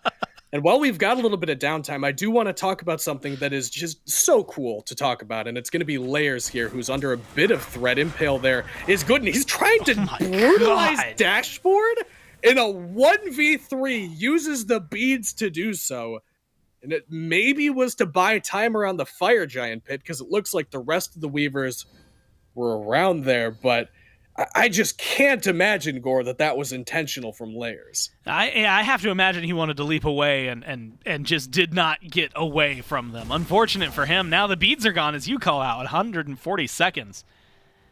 And that is going to be some time to have to be very conscious of Jisoo, of how Rundas's Dashboard's dash, Promise, who gets grabbed. And it's not going to like open a up too vocal much. warm-up you do it before the set? That sounded a little challenging there. Rundas dash is a very difficult phrase I've learned for myself. Red leather, yellow leather kind of thing for you. GormyZen, Yeah. I've been trying to talk about this for like what feels like a couple of minutes Let's now. get into it. Absolution on Layers is not something I'll get to talk about, because Zen has the whole football team come out of the locker room giving him a swirly over here on the left-hand side of the map. I don't know how he ended up in that situation with nobody around him, but all of Oblivion was ready to bring him all the way to Skyrim. And honestly, GormyZen, I think that this absolution that we've been seeing on these junglers is just fascinating to me, because this is such a cool item that Layers already has purchased. Jisoo built it in game number 1, building into it again here. And the gimmick behind this is you use your ultimate to engage as a jungler a lot. You want to use that to start out the fight, and then you want to do your thing. Well, after you use your ult, Absolution makes sure nobody is peeling you away for a second and a half or whatever the cooldown is of that utility. And that means that you get a lot more value, very difficult to deal with you. And right now, it's going to be important around this FG. Aggression right now, Dashboard leading the way, and you've got Mando for backup damage onto Remakami. Ult deep from Trypno, able to connect on just one, but the burst was not enough. Instead, you lose Promise, but it's traded out. Joshy picked up thanks to Layers. 3-man stun from the leap, but you need some more follow-up from that. Zen tries to get the damage out there, and you get a little from your mage. Now the chase is on. Good pluck pulls Layers in. Dashboard trades out his life. It's 2 for 2. And a really, really interesting pickup for Oblivion. Again, it feels more like, Kaizo, the last couple of minutes, Oblivion have been the pace setters. They go up, they kill off Zen. They kill off Layers. They kill off Layers a second time here along with Promise. Now, they're going to fight around this Pyromancer, despite having a numbers disadvantage. Though Promise hasn't made it here yet. It's the 3v2 Weavers. Secure Close. that one, but Oblivion are the ones who are setting the tempo for the Weavers to play at. And some of that feels like it's coming off the back of a couple of mistakes from the Weavers, in particular, the positioning mistake from Zen. Kind of hard to call it a mistake when just randomly the entire enemy team is at your purple buff for some reason, but it has been a couple of overinvestments and weird situations from Layers that have caused Oblivion to play a little bit more aggressively. They very much are a team that seems to smell blood in the water anytime there is any, and just play as aggressively as possible when they have any discernible advantage. And honestly, Layers in this one, very much less so in the previous game, giving them a couple of opportunities to do so. But I do think a lot of that is composition driven, right? Like if you have a Sobek on your team, if you've got a decent artillery mage to follow up, something with big ultimate follow-up, like a Final Judgment from Joshy, it's hard not to want to just play in the jungle, go for a pluck, use the Final Judgment, and just erase somebody from existence. It's what this composition is designed to do, is just look for trouble in the jungle, pick off one guy, and then say, all right, well, we're missing Thoth ult or Erlang Shen ult or whatever the cooldown might be, but you're missing an entire player. So despite that fact, we still have the numbers advantage. We still feel like we can fight after the fact. Oblivion are doing a pretty solid job so far of utilizing that strategy. Once again, Fire Giant under contest by the Weavers, though. Oblivion is here for it. Well, the setup is going to be there. Dashboard gets a pluck on the Remakami. Damage seems to be good. Fire Giant, again, half health as of right now. But it's going to get dropped completely. Jisoo tries to go into the back, tries to get the repeat, and Joshy hits the delete button, gets rid of Zen like it's nothing. Layers, grabs Dashboard, but at this point, you're the one who's getting grabbed, has to use the leap and the blink defensively to get away. Seems like just one kill has opened up a lot. Trypno in trouble right now, uses the Aegis maybe a little too early, and the damage follow-up. Rundas finds the last hit, gets the kill, and the chase is on. Oblivion are picking apart the Weavers one by one, and they're going to find 4 here. Layers only able to disengage because of the escape earlier, and the Fire Giant laying in wait wide open for Oblivion. 4 for 0 at the end of that one, and a lot of it coming off the back of Joshy just outright deleting Zen, who had both relics available, gets tail whipped at a very inopportune moment, so you can't beads once you're already in the air. I guess you could, but wouldn't do a whole lot of good. So no Aegis available to save him from the 2,000 damage Final Judgment that came his way and just erased him from the face of the earth. And that's an excellent opportunity to get into the game. Remember, that is how these compositions function, is you kill one guy and then you surge forward with the numbers advantage. And taking out the ADC before they can do any damage whatsoever, definitely a good look for you. They also get a decent fight on the right-hand side of the map, forcing Trypno to try to find safety by walking forward and in toward the Fire Giant pit, which means that once the fight made its way back over to him, Jisoo and the rest of the boys can clean him up a little bit more cleanly. And it feels like for the first time, Gormizer, Oblivion get an overwhelming advantage in one of these fights. Every time it's been like 2 for 3 or 3 for 4, and Oblivion save the FG but lose 2 members, or whatever the case may be. Every time something goes right for Oblivion, it feels like they're always but the Tyrian Weavers got this. And for the first time this set so far, Oblivion 3,000 gold up, have the Fire Giant still have a decent relic situation. Mando has everything. Joshy only missing the beads for another couple of seconds. They've got just about their best opportunity so far to try to fight their way back into this game. And a Pyromancer is going to be a great way to start that up. They've got a Gold Fury due to spawn in just about a minute or so. They can probably clean up some of these tier 2 towers. I don't think you need to go for a Phoenix, but if the resistance isn't particularly strong from the Weavers, I think that it is something you can at least contend with the idea of. Oblivion in a very good spot here to really start developing this lead. And like you said, hovering 3,000, 4,000 gold if they can continue pushing at this rate.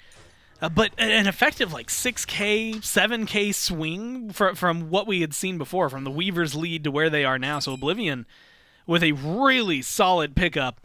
And you're really starting to see it, I think, manifest the most in the fact that we're seeing, last items getting sold in terms of upgrading starters as well. So power spikes for Oblivion. But we're 27 minutes in. 2 tier 2s standing for the Weavers, 1 in left, 1 in right. So a little bit of gold that you can get not only for your pocket, but also that you don't have to worry about too much of a hard defense around. Right now, Trypno, Promise, Remakami on the left side, the other 2 backing to base. Looking like they're going to be a little too late to defend the tower. But like you said, if you think you can knock onto the door of the Phoenix, it's something you should go for, and that's where Oblivion are standing as they step forward. But now you have to deal with a little bit of the mages, specifically the Morgan Le Fay. Dashboard tanks up.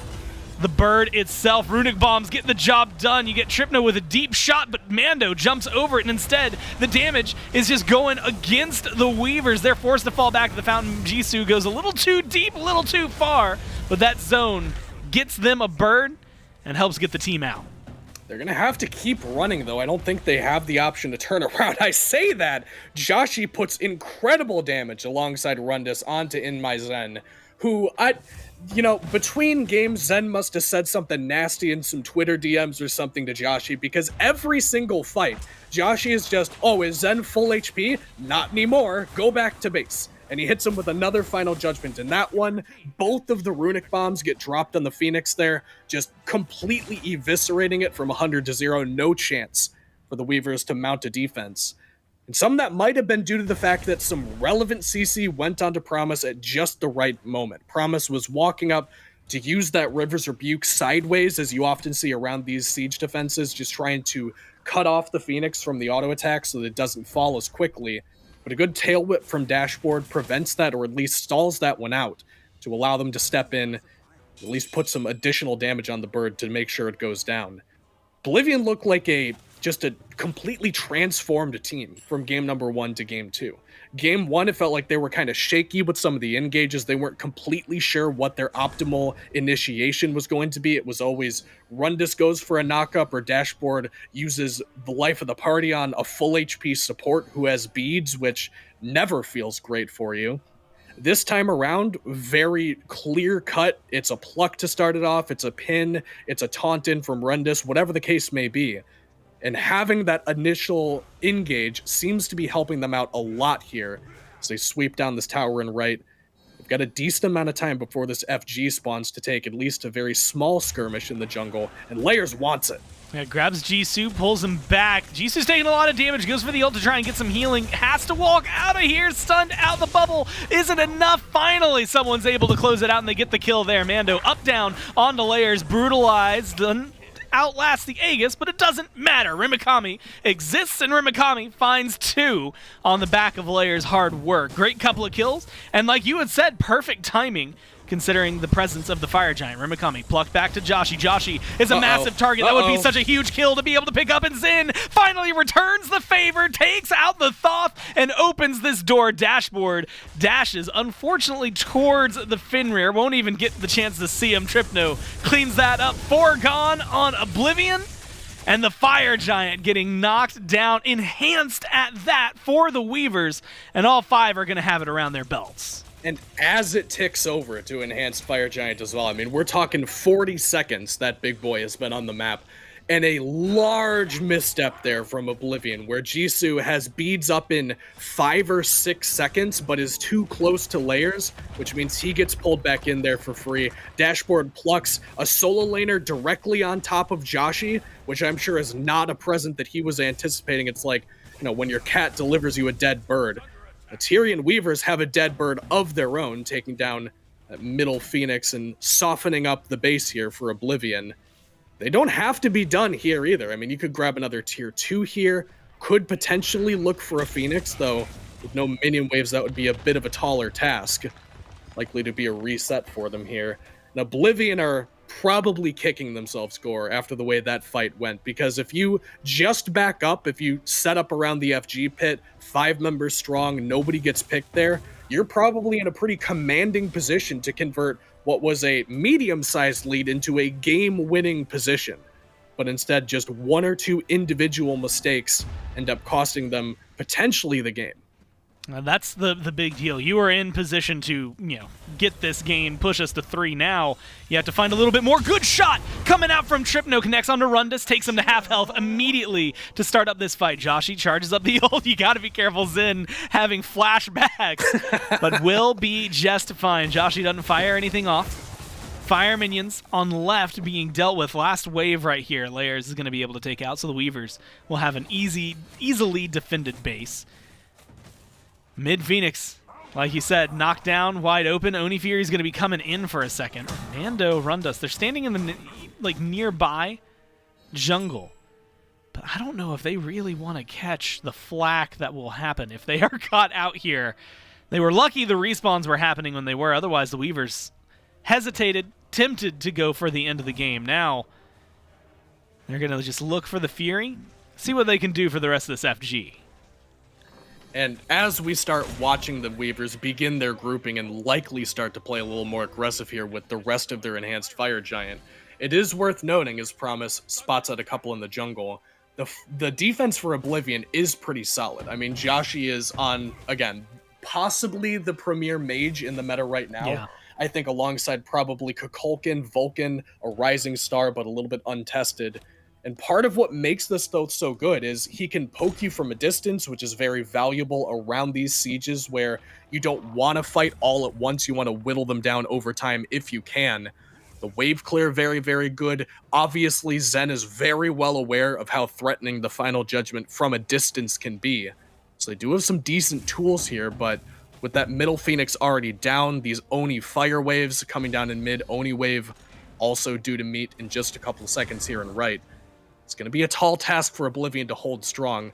Their Titan's already a little bit softened up, so if they take too much damage here trying to defend the bird, Weavers might be able to just walk it down. They're stepping up. A little bit of a zone. Joshy forced to use the Aegis thanks to a great shot from Trypno. That, again, creates some space. Can you go for the Phoenix? What are you going to be looking at instead? It's Layers looking for the 1v1, forces Jisoo into the turtle form and falls back. Grabs the ult as well. Some healing, though. Keeps Oblivion just healthy enough to defend this. Layers is in a position to go for a loop around, trying to find somebody. A lot of beads, relics are up. Joshy is in the most danger, but also in the best position right now. Phoenix, again, is the primary target for the Weavers. They're going to be able to knock that one down. Now Layers leap over the wall, disengage is good. And the Weavers have opened up this base, and they are marching themselves, trying their best to get this to form into a 2-0. But it looks like, Kaiser, we're going to have to go through at least one more enhanced Fire Giant. And it's not the best position for Oblivion, but they're at least in a defensible spot, like you said, with all the mages they have. They can hold off these waves and maybe even contest the next FG. They do. They do have the secure tool, at least the steal tool in Joshy, which, by the way, I mean, somebody's got to tell Zen to check whatever his key binding is for Aegis, because that's like the third or fourth final judgment we've seen put him at 1 HP. And honestly, Gore, shades of game number 1 for me, for Oblivion, where they have what I consider to be one of their best opportunities to just jump on the Tyrian Weavers there. You've already got both of the backliners poked out below half HP. Everybody's still relatively healthy for Oblivion. You know that if you're just going to be steadily bled dry if you allow the Weavers to continue to play how they are.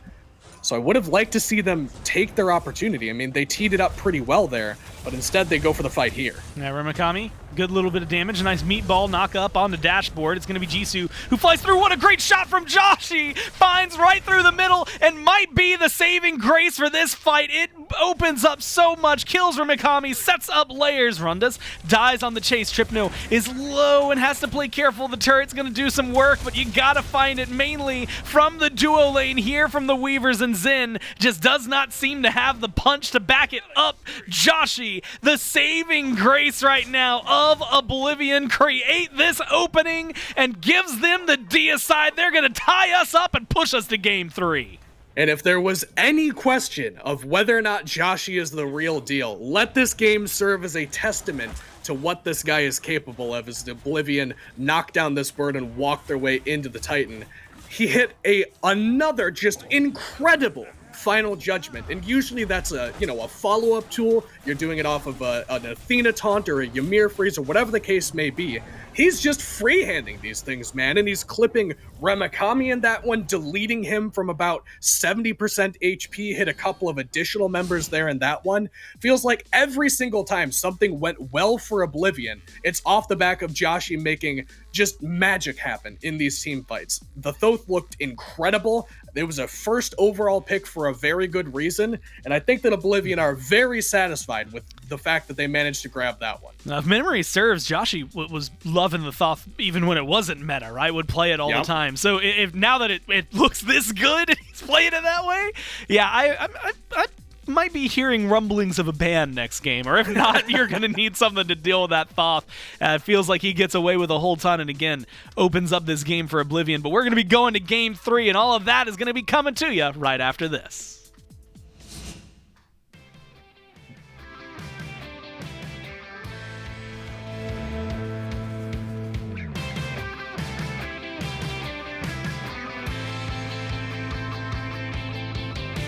Don't wanna talk about the future.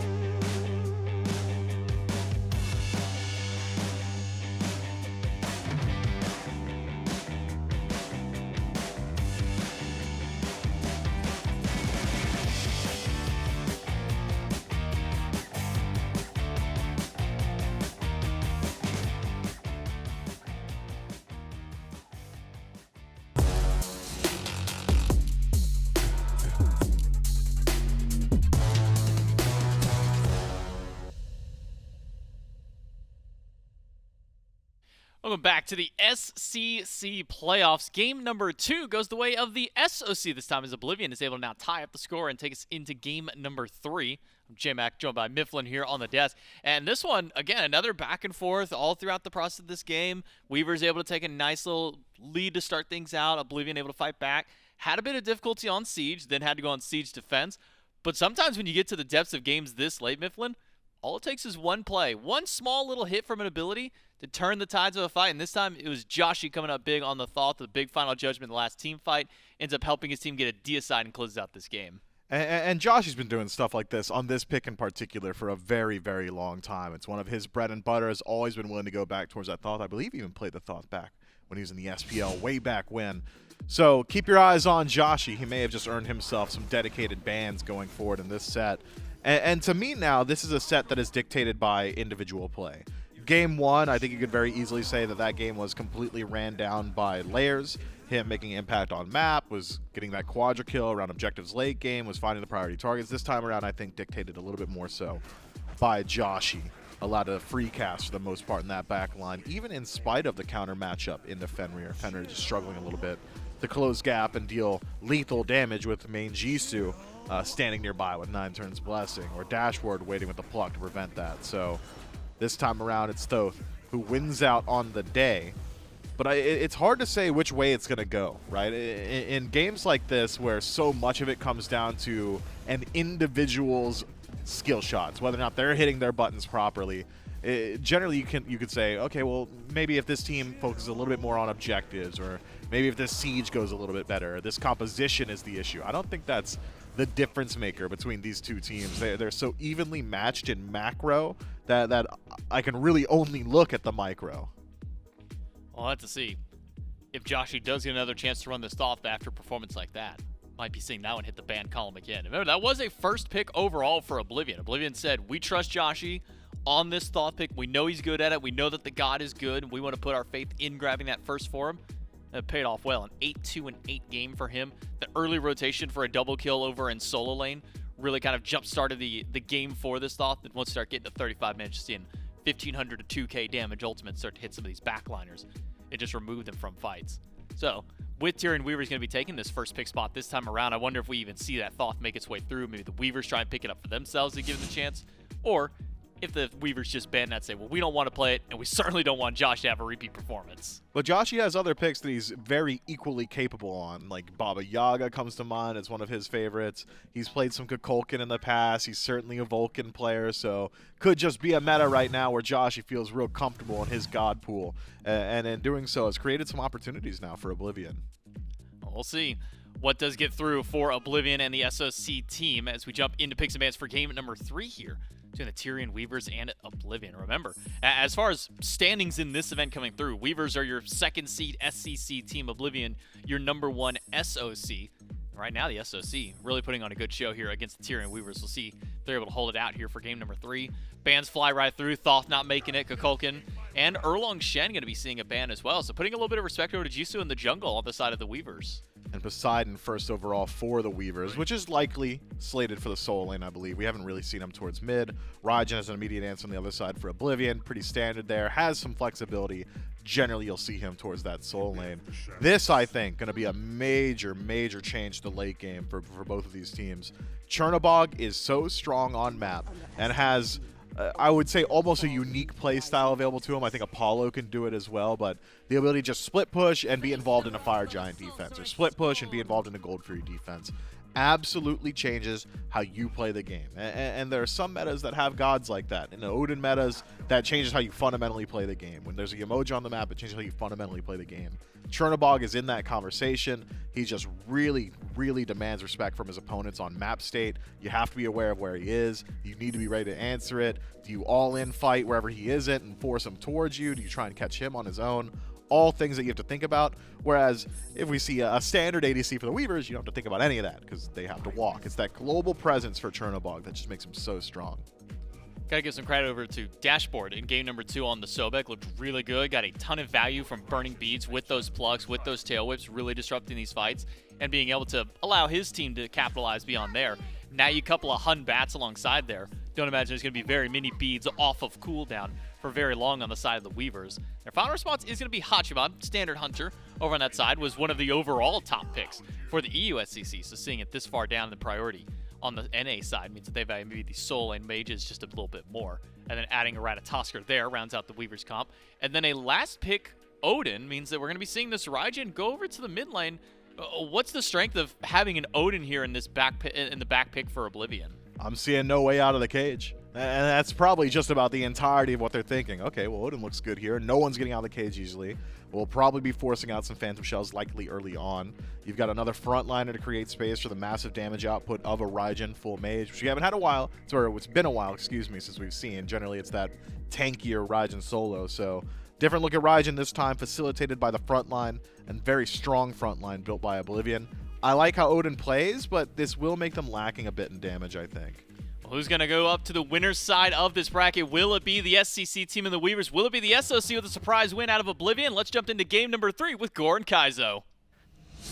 Thanks so much, J-Mac. That's right, it's Gore, it's Kaizo, and it's game 3. One I'm excited for. Both of these games so far, Kaizo, have just been absolutely what you would want to see to start off the day, to start off North America as well.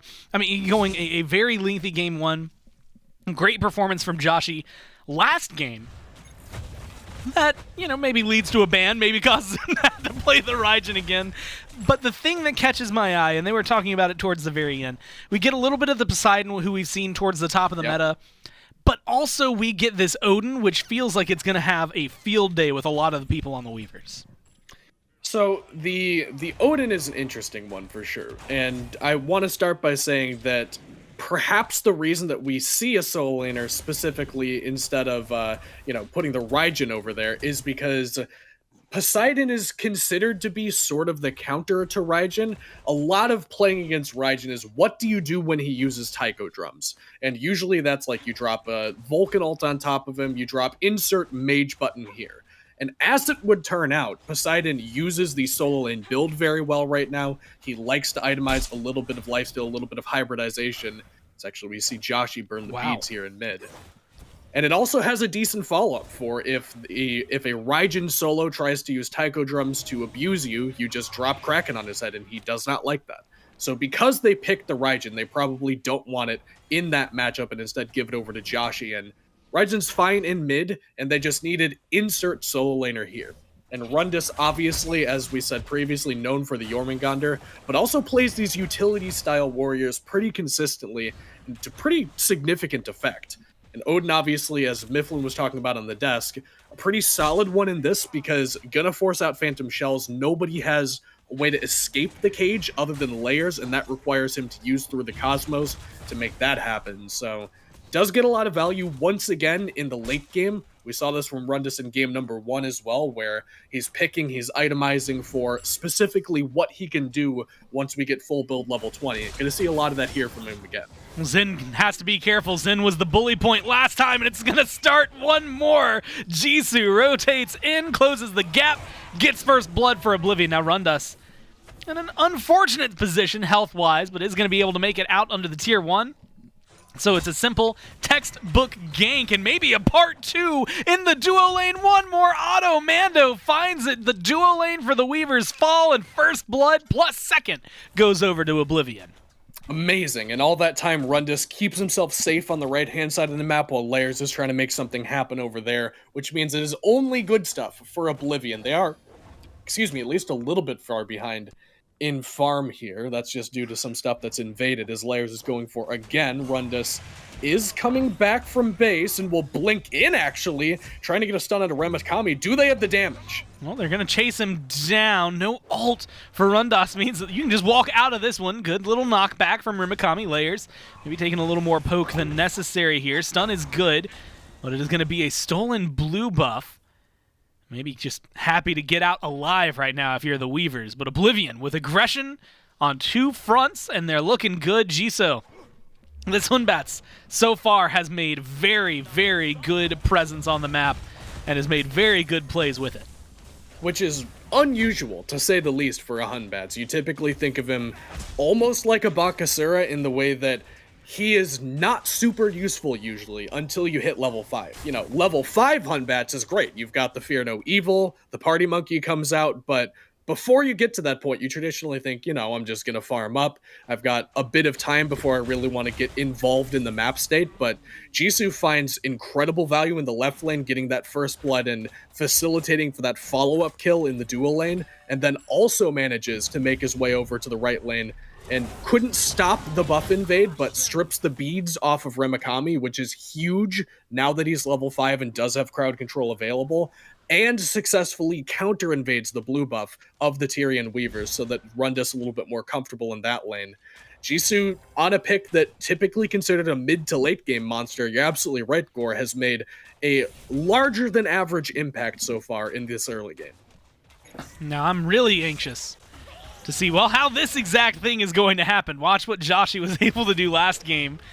This time it seems like Layers isn't at least trying not to let that Raijin get off to a good start. But so far it has been fine. Now goes in, not able to find the knockup on Jisoo, not able to find the stun either, and Layers still going for the chase. Might not really have a leg to stand on with the cooldowns. Is going to go instead for a small invade, but again, this could be dangerous. Jisoo has no mana to work with, so just has to watch as the back camps get taken, and nobody's actually coming for backup, so Layers is just fine. It is totally fine, which is a little surprising because of how many cooldowns got expended there. The Tyrian Weavers begin to set up once again for this blue buff invade. I don't imagine that Rundas is going to know they're here. Walks around the corner, gets done. Kraken as well. Drops the cage. It's not enough to keep him alive, and Layers will get credit for that one, but bulk of the brunt done by Remakami with that Kraken. Rundas just kind of gets caught unawares there, which could be pretty bad for him. I mean, he's supposed to be pretty self-sufficient in his lane, pretty comfortable as an Odin to get to that late game without having a whole lot of interaction points. But giving something like a Poseidon a lead to work with in a lane where he otherwise should be going even or a little bit behind because this Odin is so good at pressuring him early could be a point for the Tyrian Weavers to look at a little bit later on. They have openings, Weavers. As of right now, the farm game has been solid for the Weavers. They are ahead in gold. And if you leave them alone, this is what they're going to be able to do. The thing is the kills, the fights so far have just been looking a little lackluster. And admittedly, we haven't seen too much, right? It's just been some ganks, mostly by Jisoo. So maybe not too much to break in there. What I do think we saw, and what I'm excited, like that cage, and you had kind of already mentioned it, but it didn't really do anything on his own. But do something like that with Joshy or Jisoo or Mando behind you, and maybe Rundas is going to be able to find some pretty big impact plays. That's kind of what I'm waiting for, is those moments. Same thing for Remakami, though. I love seeing big Krakens, and we've seen so many Poseidons. You can lock in. You can have the best lane phase of your life as a Poseidon. But if you are missing your Krakens in a late-game team fight, then at the end of the day, most of the time, the Poseidon just ends up not looking too great. So we'll have to see how that transitions as Oblivion. Again, playing aggressive over on the left side mid camps. I'm not going to find too much other than some poke, but force the Weavers to fall back, maintain a little bit more control on the neutral portion of the map. Shield buff was pinged by the Weavers. I'm wondering, well, with just Dashboard here, there's not going to be too much more. Mando, low mana, Jisoo in the neighborhood. And a successful secure from Promise and Zen on the shield buff. They're going to pick it up. And then they rinse their hands of Oblivion. Nobody really seems to want to jump in, go for that engagement just yet. Layers is lingering on this side of the map, and they're actually going for Mando, who has no mana. Ult expended already from Promise. Wow, the lockdown. Oh my god, the damage as well. Promise. The waves crash together and give him the kill, but Layers, Zen, the damage they do, insane. And with a rotation from Remakami, I love this call. You've got the burst ultimate, you've got the damage, you're going to kill Dashboard if things go your way as well. So with 2 kills to boot and pressure on the left, open up this Gold Fury 8 minutes in and extend your gold lead even further. And it's a significant one, too, big. Once the Gold Fury goes down. I mean, 3k at 8 minutes is already pretty big, but you tack on the Gold Fury bounty as well. We're talking a little bit more than that, and that's before they do the rest of their farm, which they still have available. The waves also pushing in their direction. This is a pretty solid lead for the Tyrian Weavers, and up until this point, it hasn't been super important which team gets ahead just purely based on composition. But I do think in this game more than the other two, it is more important that the Tyrian Weavers get off to a solid start, because I do think the Oblivion draft outright outscales them once we get to full build level 20 stage of the game, which, by the way, if you remember, both of the last two games have gone way past that point. We've seen some very long ones in this one. So the Tyrian Weavers are going to need to get a little bit more momentum under them before this composition comes online for Oblivion. Because MainJisoo is a character on this Hunbats that will only get better with time. That ultimate, so incredibly good around team fight stage of the game. Same thing with Rundas, who we've already discussed how much value the cage could be getting here. They have to be very careful about how they play the map early. Rundas looked like he was in trouble, but maybe it's Remakami who's the one who should be in fear. Cage, the ult from Jisoo as well. Fear no evil locks him down, and that Poseidon has nothing really to show for it. Now finishes up the breastplate, so should be feeling a little safer over the next couple of seconds, but that definitely lagged things out, and unfortunately for Remakami, it's going to slow him down a little bit. It will, and that's probably why Rundas didn't put up a whole lot of resistance when Remakami was coming for his tier 1 tower early on. That objective fell incredibly early in the pace of this game. I mean, he got the tower super early on, and because of that, he has to go so far up the map to get the farm as Layers force the blink out of Rundas here. Just to get to where his farm is going to be, Remakami has to go very far up the lane. That gives you the threat of a rotation from MainJisoo. That means that you can just get caged where the tier 1 used to be by Rundas and then buy time for a rotation. So just doing his job actually made a little bit more difficult for Remakami just by virtue of that tier 1 tower being down. But again, Gord, they gotta keep on the gas pedal. We've got this Oni Fury due to spawn in a little over a minute and a half. I'd like to see the Weavers try to group up around it and force a buff invade to lead into the Gold Fury, or just outright force the fight itself, because you don't want to get to the stage of the game that Mifflin was talking about on the desk, where you're completely even and Chernobog just fundamentally changes the way the game is played. Having one character that can globally rotate to a fight after split pushing force somebody to come defend him is already hard enough to deal with, but now you don't have a teleport, no globals of your own. Would be difficult for them to deal with. Rundas in a little bit of trouble. Kraken connects. Damage should be there, but a great Fear No Evil peels away. Layers up into the sky. Is he going to go for the kill? The answer is yes, and locks it down, but it's going to cost you your life. Maybe not. Mando goes for the ult. Stun is good. Blink is strong. Layers is just on the run, but can he escape? As they chase him down, Oblivion seem to be giving up a little bit. Raijin dash forward, another dash from Layers, and now the cutoff path. Jisoo's right there. You have the stun. He cuts off the overhand smash. He gets the Riptide. There's the River's Rebuke. Oh my god, he goes for a run around the map, and Layers manages to get out of there. Cue the Benny Hill music, man, because Layers makes a world tour of the right side of the map, makes it all the way over to the left-hand side. And you can see those pings right around the tier 2 tower. I mean, Oblivion are not happy with the way that one shook down. They're already analyzing, well, if he would have done this differently, then maybe he would have died there. And fortunately for the Weavers, they get out pretty successfully with that one pick, and that does give them a chance to regroup for this Oni Fury, to make the Oblivion team feel a little bit more off balance going into this next stage of the game. And they are gradually cultivating this lead for the Tyrian Weavers. I mean, it's not a huge explosive growth, but it is something to work with. And now Promise and Zen are looking for Mando. Well, they're getting some damage. The Chernobog shutdown would be pretty big just to keep him off the board. One more hit. Zen making sure to make their presence known. I will say, you know, Zen on the Ishtar over the last couple of games, some really impact moments.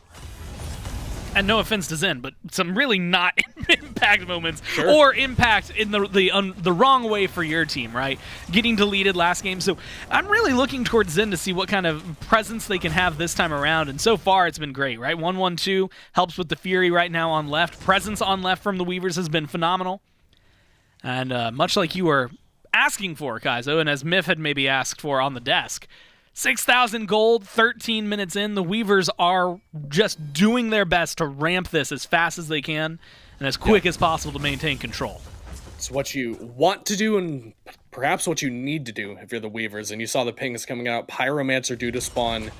just a couple of seconds. They've got Zen. You were calling his jersey number to be an impact player here again in game number 3, and he's already on the scene at this Pyromancer. Doesn't look like Oblivion want to give it up, though. MainJisoo is lingering, and Dashboard's keeping an eye on it to make sure nobody can step up too quickly. They will grab this one for the Weavers, but Jisoo's got a flank. Pyromancer gets low, Oblivion comes in, takes that away. Jisoo through and through is the reason that one is as wide open. What a great Fear No Evil, great presence on the board.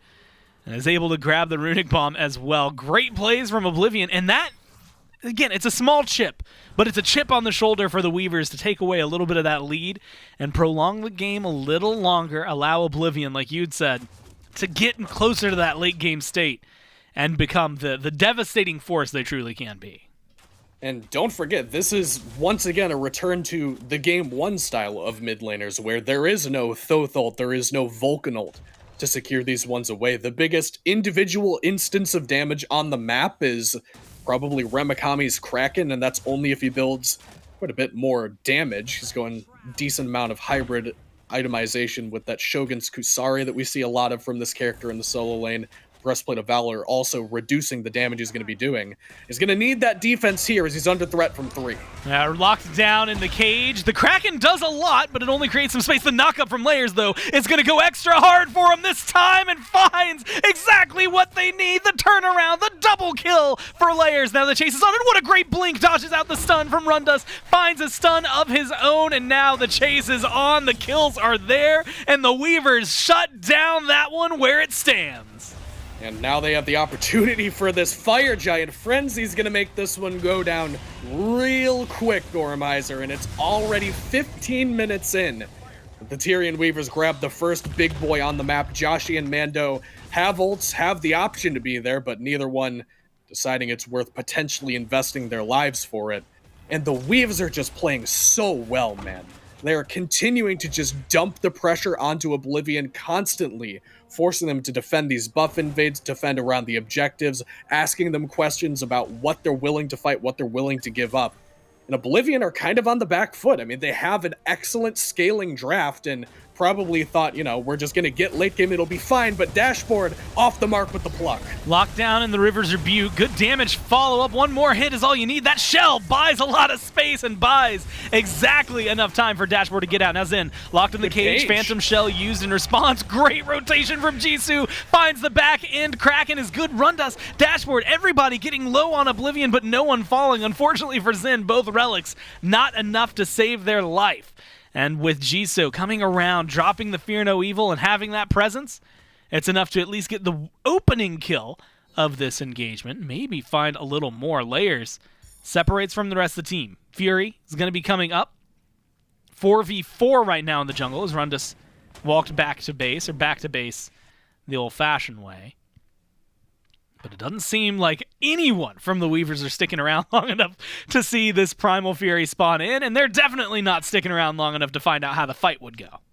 Credit to Oblivion for making something out of nothing, because it's very rare, Gormizer, that you miss a Sobek pluck and win the fight after the fact, but somehow the damage was insufficient. But hang on, Layers going in! And he's able to do a lot, gets the Fury, and now how does the fight go after? A little bit of damage could go a long way, but you don't have the chase down. Layers, you don't need the chase down. You're already feeling great. An Acorn Blast for 49 damage is what gets that one.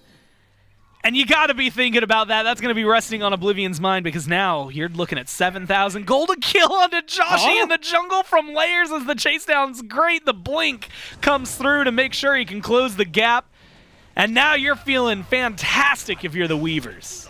And you might be looking at this middle Phoenix. It's 20 seconds on Joshy. Jisoo does have the flank, though. These Fear No Evils have been huge. It could go massive here. They're all grouped up. Drop it right in the middle. Find all 5. Get damage. Finds a kill onto Remakami, but has to fall back. Can't get anybody else. Saves the Phoenix. And that is probably the main goal, main takeaway for Oblivion right now. Jisoo, 3-1-1. You have to give credit where credit is due. This has been a phenomenal game for the Hunbats. Unfortunately for them, the Weavers have been ahead by just 2 steps every single time, it feels like. It does, but Oblivion are not giving up, and that's the critical thing here, because they don't have to get to the late game comfortably, necessarily.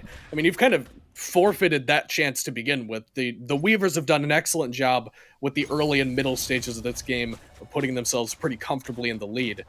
But if Oblivion can stop the bleeding for long enough that they get to that critical mass in the late game, we're talking another 3, 4, 5 more minutes, and Oblivion could be in a state of game where they're comfortable fighting back in. They're only getting better with time, like a fine wine. And I mean, the Weaver's composition doesn't age like milk or anything, don't get me wrong. It's not like 5 minutes and then the game's over because the Weaver's composition just got outscaled. But it's going to make things more difficult for them if they can't put this one away. And if Oblivion have done one thing well so far, Goremizer, in this entire set, it's been dragging out these games longer than they really should have been going. They do an excellent job of putting their foot down, stopping the bleeding, and finding these sometimes miraculous engagements right when they need them to make sure that the game doesn't get any worse than it already is. They're looking for another trap on the left-hand side of the map, but unfortunately for them, this one spotted out by a ward, so Zen won't be taking a similar spill to how he had in the past.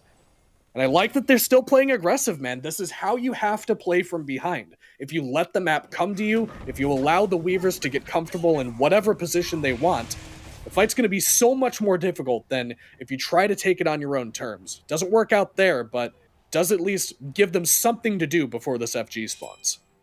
Well, you're going to need a good presence around this Fire Giant, I think, for Oblivion. Although, right now, yeah, no, map state actually is just atrocious for them. They know not only need the presence, they need a whole lot. They've got 2 tier 1s still standing on the opposite side, but it's going to be Layers looking for something. Grabs Rundas, stun right into the Kraken.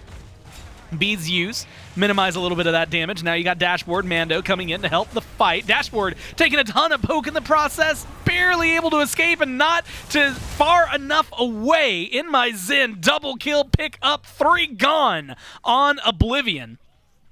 The chase, Layers, Remakami, they're leading the way. And they seem to be foregoing the Fire Giant now. They've got a wide opening. 20 seconds before Dashboard, 30 seconds for the other players. This Phoenix should be an easy grab. And if they can get another kill, they might feel a little more confident in going forward. Doesn't seem like that's going to be the call. MainJisoo, Rundas, playing carefully. Back away. And it should be a Fire Giant on the retreat for the Weavers. Jisoo does still have the ult, though, and Rundas as well has the cage back available. Dashboard is respawn, and they're beginning to walk their way up here. Weavers have good burst, but Jisoo's nearby. Now, burn there. Fire Giant 1/3 health. Like you said, Jisoo's right here. Threw out the teleport. Can he come in? No, not able to grab that. Weavers get the Fire Giant on all 5. Now they just have to get out of their cages. Good. Locks down Trypno. Kill over to Mando as they rotate back in. Remakami forced to use the move speed. The Whirlpool trying to get out of here. No Kraken. And now needs Layers to come in and save the day. Knock up. Good. On to Mando. Looking for the kill. Has the damage onto the jungler, but he's in a 4v1 and just can't quite cut it. The damage might have been there, but the help was not. Oblivion shut down 3 and helped turn at least a little bit of this fight around. They strip FG off of 3, which is so critical for them, and you want to talk about what makes Chernobog so good, because he's been a top ADC for what feels like forever at this point in the later stages of the meta of the regular season of the SPL, going into the later stages of SEC season as well. And a lot of it's just that rotation potential, man. Mando is dead when that FG is pulled. Like, he is nowhere nearby. But because the Living Nightmare not only dunks you down right where you need to be, but also slows the enemy team, gives you such critical vision for a jungle fight where sometimes you lose track of players' ward coverage next to nowhere. For Oblivion, they wouldn't have had information. Provides them that as well. Damage mitigation, I mean, gives you so much that Mando used to great effect in that fight. And once again, it's just an excellent ult from Jisoo, stalling out that engagement long enough that the rest of Oblivion can waterfall their way forward. And their target prioritization as well was sublime, to be frank. Like, they only ever went on the same target, which is the optimal way to reduce these health bars. If you spread out that damage even a little bit, we're talking some pretty thin margins, especially after the re-engage from Layers. but their target prioritization perfect, their damage right where it needs to be.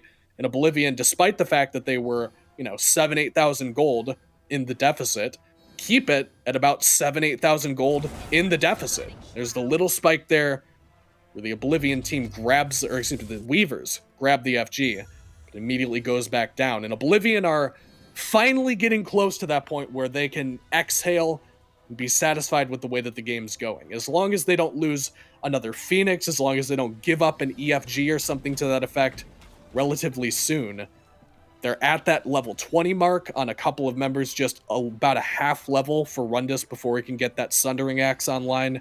Getting very dangerously close to that critical mass, and the Tyrian Weavers, despite having an advantageous map state, aren't in an overwhelmingly winning position. They still have to do quite a bit of dirty work. It is still 1 or 2 good, solid team fights away from being able to put this game in the bag. And Oblivion is going to use every second of that time to finish getting caught up and put themselves in the optimal position to try to force the Tyrian Weavers into the losers bracket. Well, the good news for the Weavers is that they maintained, again, not only enough of the Fire Giant, specifically on Zen. They're able to knock down the Tier 2. I saw some pings earlier. They're going to be pushing up on left specifically to deal with those Titans. But like you said, it's a dangerous spot to be in. Fire minions, they can only go so far, and right now it seems like Rundas is keeping control of the right side lane to get that Phoenix back up. The rest of the team not going to defend their Titan in lane, and instead that's going to fall over towards the Weavers. Now you only have 20 seconds left for a Fire Giant buff on 2 players. So what they do with this Titan, I'm surprised to see him push up, but maybe they just need the room. Maybe they have the opening, and look towards layers. Right. Those ults have been maybe the most crucial. You got the Wave and right pushing up here for the Tyrian Weavers. They're actually going to walk right in with this Titan and left. Wow, I cannot believe it. Promise goes in. River's Rebuke is up. That should allow you to get the autos, and that allows them to get the Phoenix now. You just got to get out of their Phantom Shell, doing some work. Promise, incredibly low. Trypno, no, they're falling apart. They get the Phoenix, but it costs them 3. Luckily, Layers helping out where they can. They pick up the mid Phoenix. They pick up the right Phoenix. They make it 3 for 3. 3 players for 3 birds, and maybe save that trade. And Oblivion have to do something incredible with the little bit of time they've got here. It's 30 seconds on these respawns. Fire Giant due to spawn in just about that amount of time, but even then, Promise should have time to get to this pit. If Oblivion don't get an overwhelming advantage in the map state from the 30 seconds they have with these players dead, that's catastrophic for them. I mean, the Tyrian Weavers have set the table to win this game off of one more, even shaky team fight. If Oblivion can't grab this FG and start pushing immediately while they still have some advantage, all these relics down, it's all good for the Tyrian Weavers. And Fire Giant been started up by Oblivion, 1/4 HP, and it doesn't seem like there's going to be a response in time to try and take that away. This is one of those moments where, especially when you've already taken 3 Phoenixes down, you just go, oh, is it enhanced? No? Okay, cool.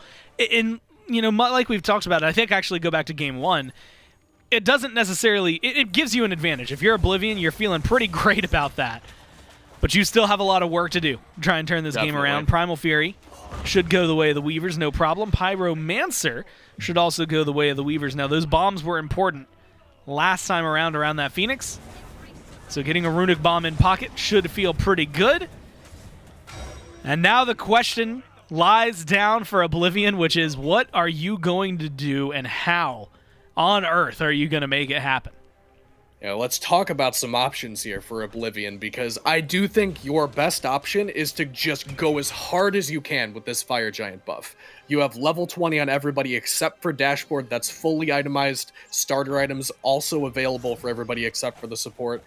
And with 3 Phoenixes down, if you get a okay amount of value out of this FG, if you just grab tier 2 towers, even just grab 1 bird of the enemy team, that's still not really enough for what you essentially invested, albeit involuntarily, to get this opportunity to begin with, right? Like the Tyrian Weavers have all 3 Phoenixes down, which is, mathematically the most difficult position to defend in if you're Oblivion that you can possibly have on the map. So I'd like to see them go very, very hard here, try to get themselves in an advantageous state, use the momentum of the map now that they have this FG buff, and try to put a dent in the Tyrian Weavers, who otherwise been pretty comfortable throughout a lot of this game. It looks like instead, the Oblivion team is going to try to play defense with this FG buff, but Gore, I don't know. I mean, even with the FG, even with the global rotation potential from MandoWarrior, trying to defend all 3 birds, which are all going to respawning at the exact same time, that just sounds like too tall of a task to me for the Oblivion team to pull off. I mean, it is a incredibly difficult situation, even with the boon of FG, to try to spread out the map like this. When you have FG, you're so much stronger grouped up as a unit. I feel like this is playing into the Tyrian Weavers' hands. And Oblivion already taking damage, a lot of it. Yeah, if Zin's going to hit like that, you're playing right into their hands. You cannot let it be at 4v5. Luckily, since these Phoenixes are so closely timed together, you might lose one more, but you should, maybe will be able to defend at least the other 2. We'll have to see, but like you said, splitting up can be just as dangerous. Fire minions and right push up a little bit. Aggression now from Oblivion on left. They go in, but it's going to be the turnaround damage. Crits looking good for Zen right now. Now Layers has to go in alongside the Kraken. No, falls back and Promise. Trypno, it's falling apart with Zen going down. Layers and Remakami try to turn some things around, but they just can't quite find the fight that they were looking for. They get rid of MainJisoo, but they don't get any birds. Right side goes down thanks to the minions. And Layers is left, last man standing, maybe willing to backdoor a Phoenix or 2, walking across some wards. And Mando's not going to let anything happen here. And now advantage back over to Oblivion. Advantage back over to Oblivion for sure. I mean, only losing 1 Phoenix in that defense is best case scenario. And don't get me wrong, Gore. I mean, I stand by what I said. That was absolutely a difficult position to defend in, and I think they probably should have played aggressively, but it worked out real well for Oblivion. That is the optimal way for that to have gone. Considering the fact that they were, back against the wall, we're talking like it doesn't get any worse from where they were at. And now we're finally back to basically an even map state. FG, the enhanced variant due to spawn. Just a couple more seconds here. This is Oblivion's time to shine. They have worked so hard from behind all game to get to this particular state of the map. All they've been working toward is just being full build level 20, late game scaling composition, and out team fighting the Tyrian Weavers in the jungle. And up until this point, the Tyrian Weavers have been playing with all of the momentum. They've had the huge lead to work with. None of that matters anymore. Oblivion has completely caught up. It is only one more item missing, and that's on your support, who already has a blessing or a recipe in that slot. So it at least looks like everybody fully itemized for Oblivion. And the Tyrian Weavers, for the first time this game, have to reevaluate how these fights are going to take place. Up until this point, even if it's a less than ideal fight for them, they could still win it pretty comfortably because of the lead they had. But now, with everything even, they have to take it a lot more cognizantly. Well, Fire Giant started by the Weavers. They're looking to shred through it, and they get it low, and they're going to secure it thanks to the Kraken. Now, you just got to get out of there. You have to worry about it. Mando has already come back in. Showcased some of the strengths of the Chernobog just a second ago. Got the Oni Fury still there for the FG fight, unfortunately, for Oblivion. That one doesn't go their way. It's enhanced. They've got weakened Phoenix, and now Weavers in a power position to get aggressive. They're going to cap the beacon, maybe as they wander by. But when you're looking at this, we've already seen some of the defenses can go wrong for Oblivion. Some of the defense has gone right for Oblivion. And it feels like it is this one, Batz, that has been the thing holding them together. I was going to lead into a question. I don't know if we're going to get that. Dashboard goes in, doesn't get the pluck, and instead has to use the shell just to survive. Great Riptide from Promise. But it doesn't seem like the team is there. No, it stays up. He puts another dashboard, pulls back in. Rundas comes in and cages him, but with the Phantom Shell, the chase is going to be on in layers, is leading the way, gets to Joshy, forces him down to 1/4 health, and has to fall back. Beads already used by the Raijin. Means that if you can get rid of that Aegis, it's wide opening. Fire minions coming down right. Mid Phoenix should be an easy knockdown. Layers walks in with the team, but with the numbers, they're playing a little safe. They're going to go to the left Phoenix. Ultimates still available, though, for Oblivion. Still have that Living Nightmare and Jisoo's Fear No Evil, which has been the difference maker so far in this one. Another 25 seconds on Dashboard. Looks like the Tyrian Weavers want to try to go for the game here. They've got all 3 Phoenixes down. They just have to wait. Fire minions on right will be there soon. River's Rebuke thrown up. Seeing what they can do with it while they have the opportunity. There's a Fear No Evil in the back. And again, pulls some relics. Zin felt a little dangerous and is now throwing out the damage where it can be found, but it's only Rundas, and so far not off worse for wear, but Layers. There's the opener. That's what you needed. Kraken as well onto Jisoo, and now it's a 3v5. You can surge into this Titan room. You're going to look for a little bit more and get exactly what you want. The Weavers with a dominant Game 3 are going to win this set. And Oblivion put up an incredible defense throughout that entire set. I mean, keep in mind, this is one of the top-seeded teams we have to offer that Oblivion's playing against as a team. SOC, granted, a lot of SCC experience on these guys, but they made it look fantastic throughout this one. They had excellent moments in that one where even despite the fact they're back against the wall, they took some fights that, honestly, I don't think they should have, but made it look like those were the best fights they had available. And they looked great, but unfortunately, it's going to be loser's bracket for these guys. And like you had said, there were moments where, honestly, if you can get to that late game state, but the gold is not 8,000 in the other direction, right? Yeah, you're probably feeling a little bit better and a little bit more sure of yourselves. But that was what the Weavers had to set out to do, and that's exactly what they did. They take this one 2-1. Again, not the end of the road for Oblivion, and I'm looking forward to seeing them. What a hell of a way to start the day. That's going to do it for myself and Kaizo. We'll go to the desk, and they can break it down. That's right, it is a 2-1 here for the Tyrian Weavers, but not without some hard-fought battling from Oblivion, especially on these siege defenses. And I really want to kind of dial back in, at least for Oblivion's defensive capabilities, off of Jisoo on this Hun Batz. That siege defense on the left side Phoenix just before this last big team fight. Massive 2-man ultimate, gets a double kill with the Sacred Monkey Toss, and then finds a triple kill immediately within that fight. That game really held together for Oblivion by Jisoo, but unfortunately, at that point in the game, they're already 7, 8 to 10,000 gold down, and it's really hard to fight into a team with that kind of lead even this late into the game. Yeah, the first 20 minutes of this game is the battle of the jungles. I think even going into that fight you're talking about, it's 5-1 and 5 for both Layers and Jisoo, striking back and forth, finding their opportunities, but eventually the scales tip in the team fight. And in spite of what I thought was a pretty smart pick from Rundas going towards this Odin, Phantom Shell was a really smart answer. And how many fights did we see Odin Cage go down, and then immediately the answer is Phantom Shell plus Yemoja ultimate. I'm going to throw my walls up, I'm going to walk out of yours, and it's going to completely reset the engagement.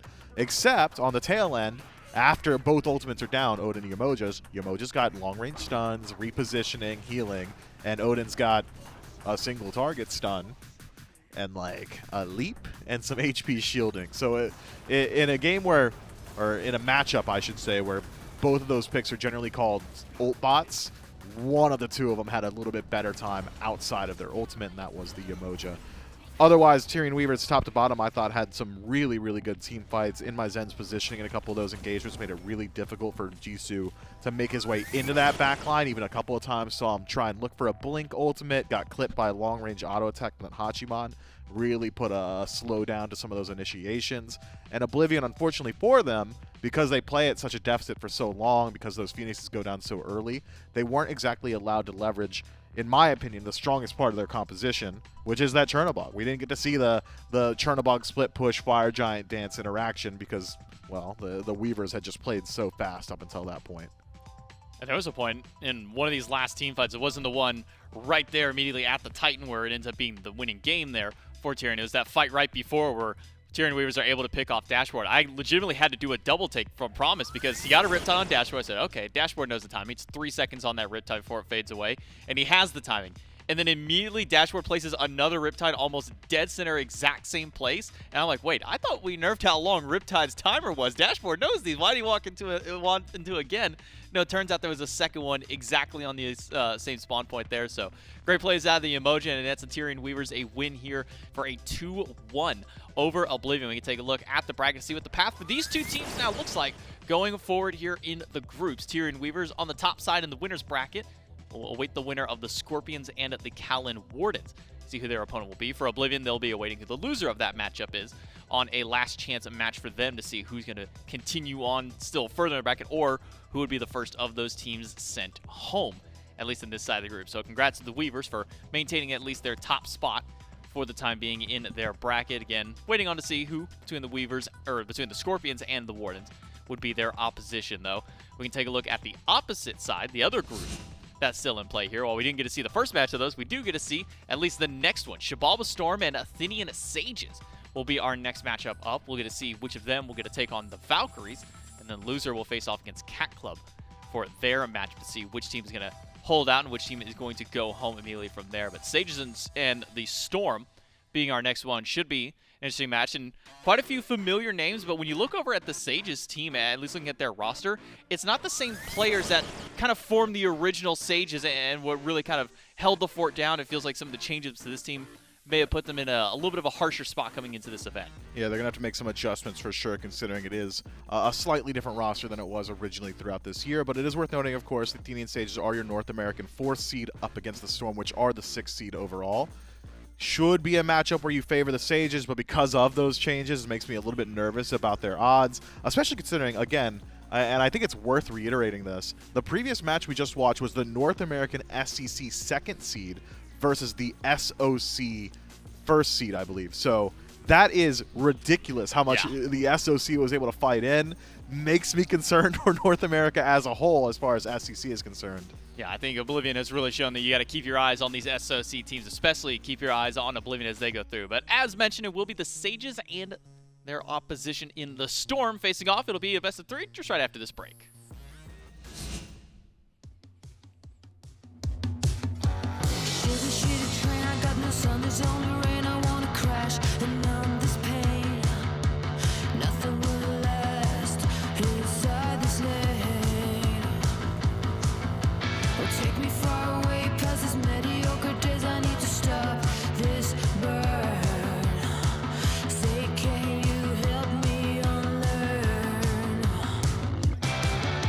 This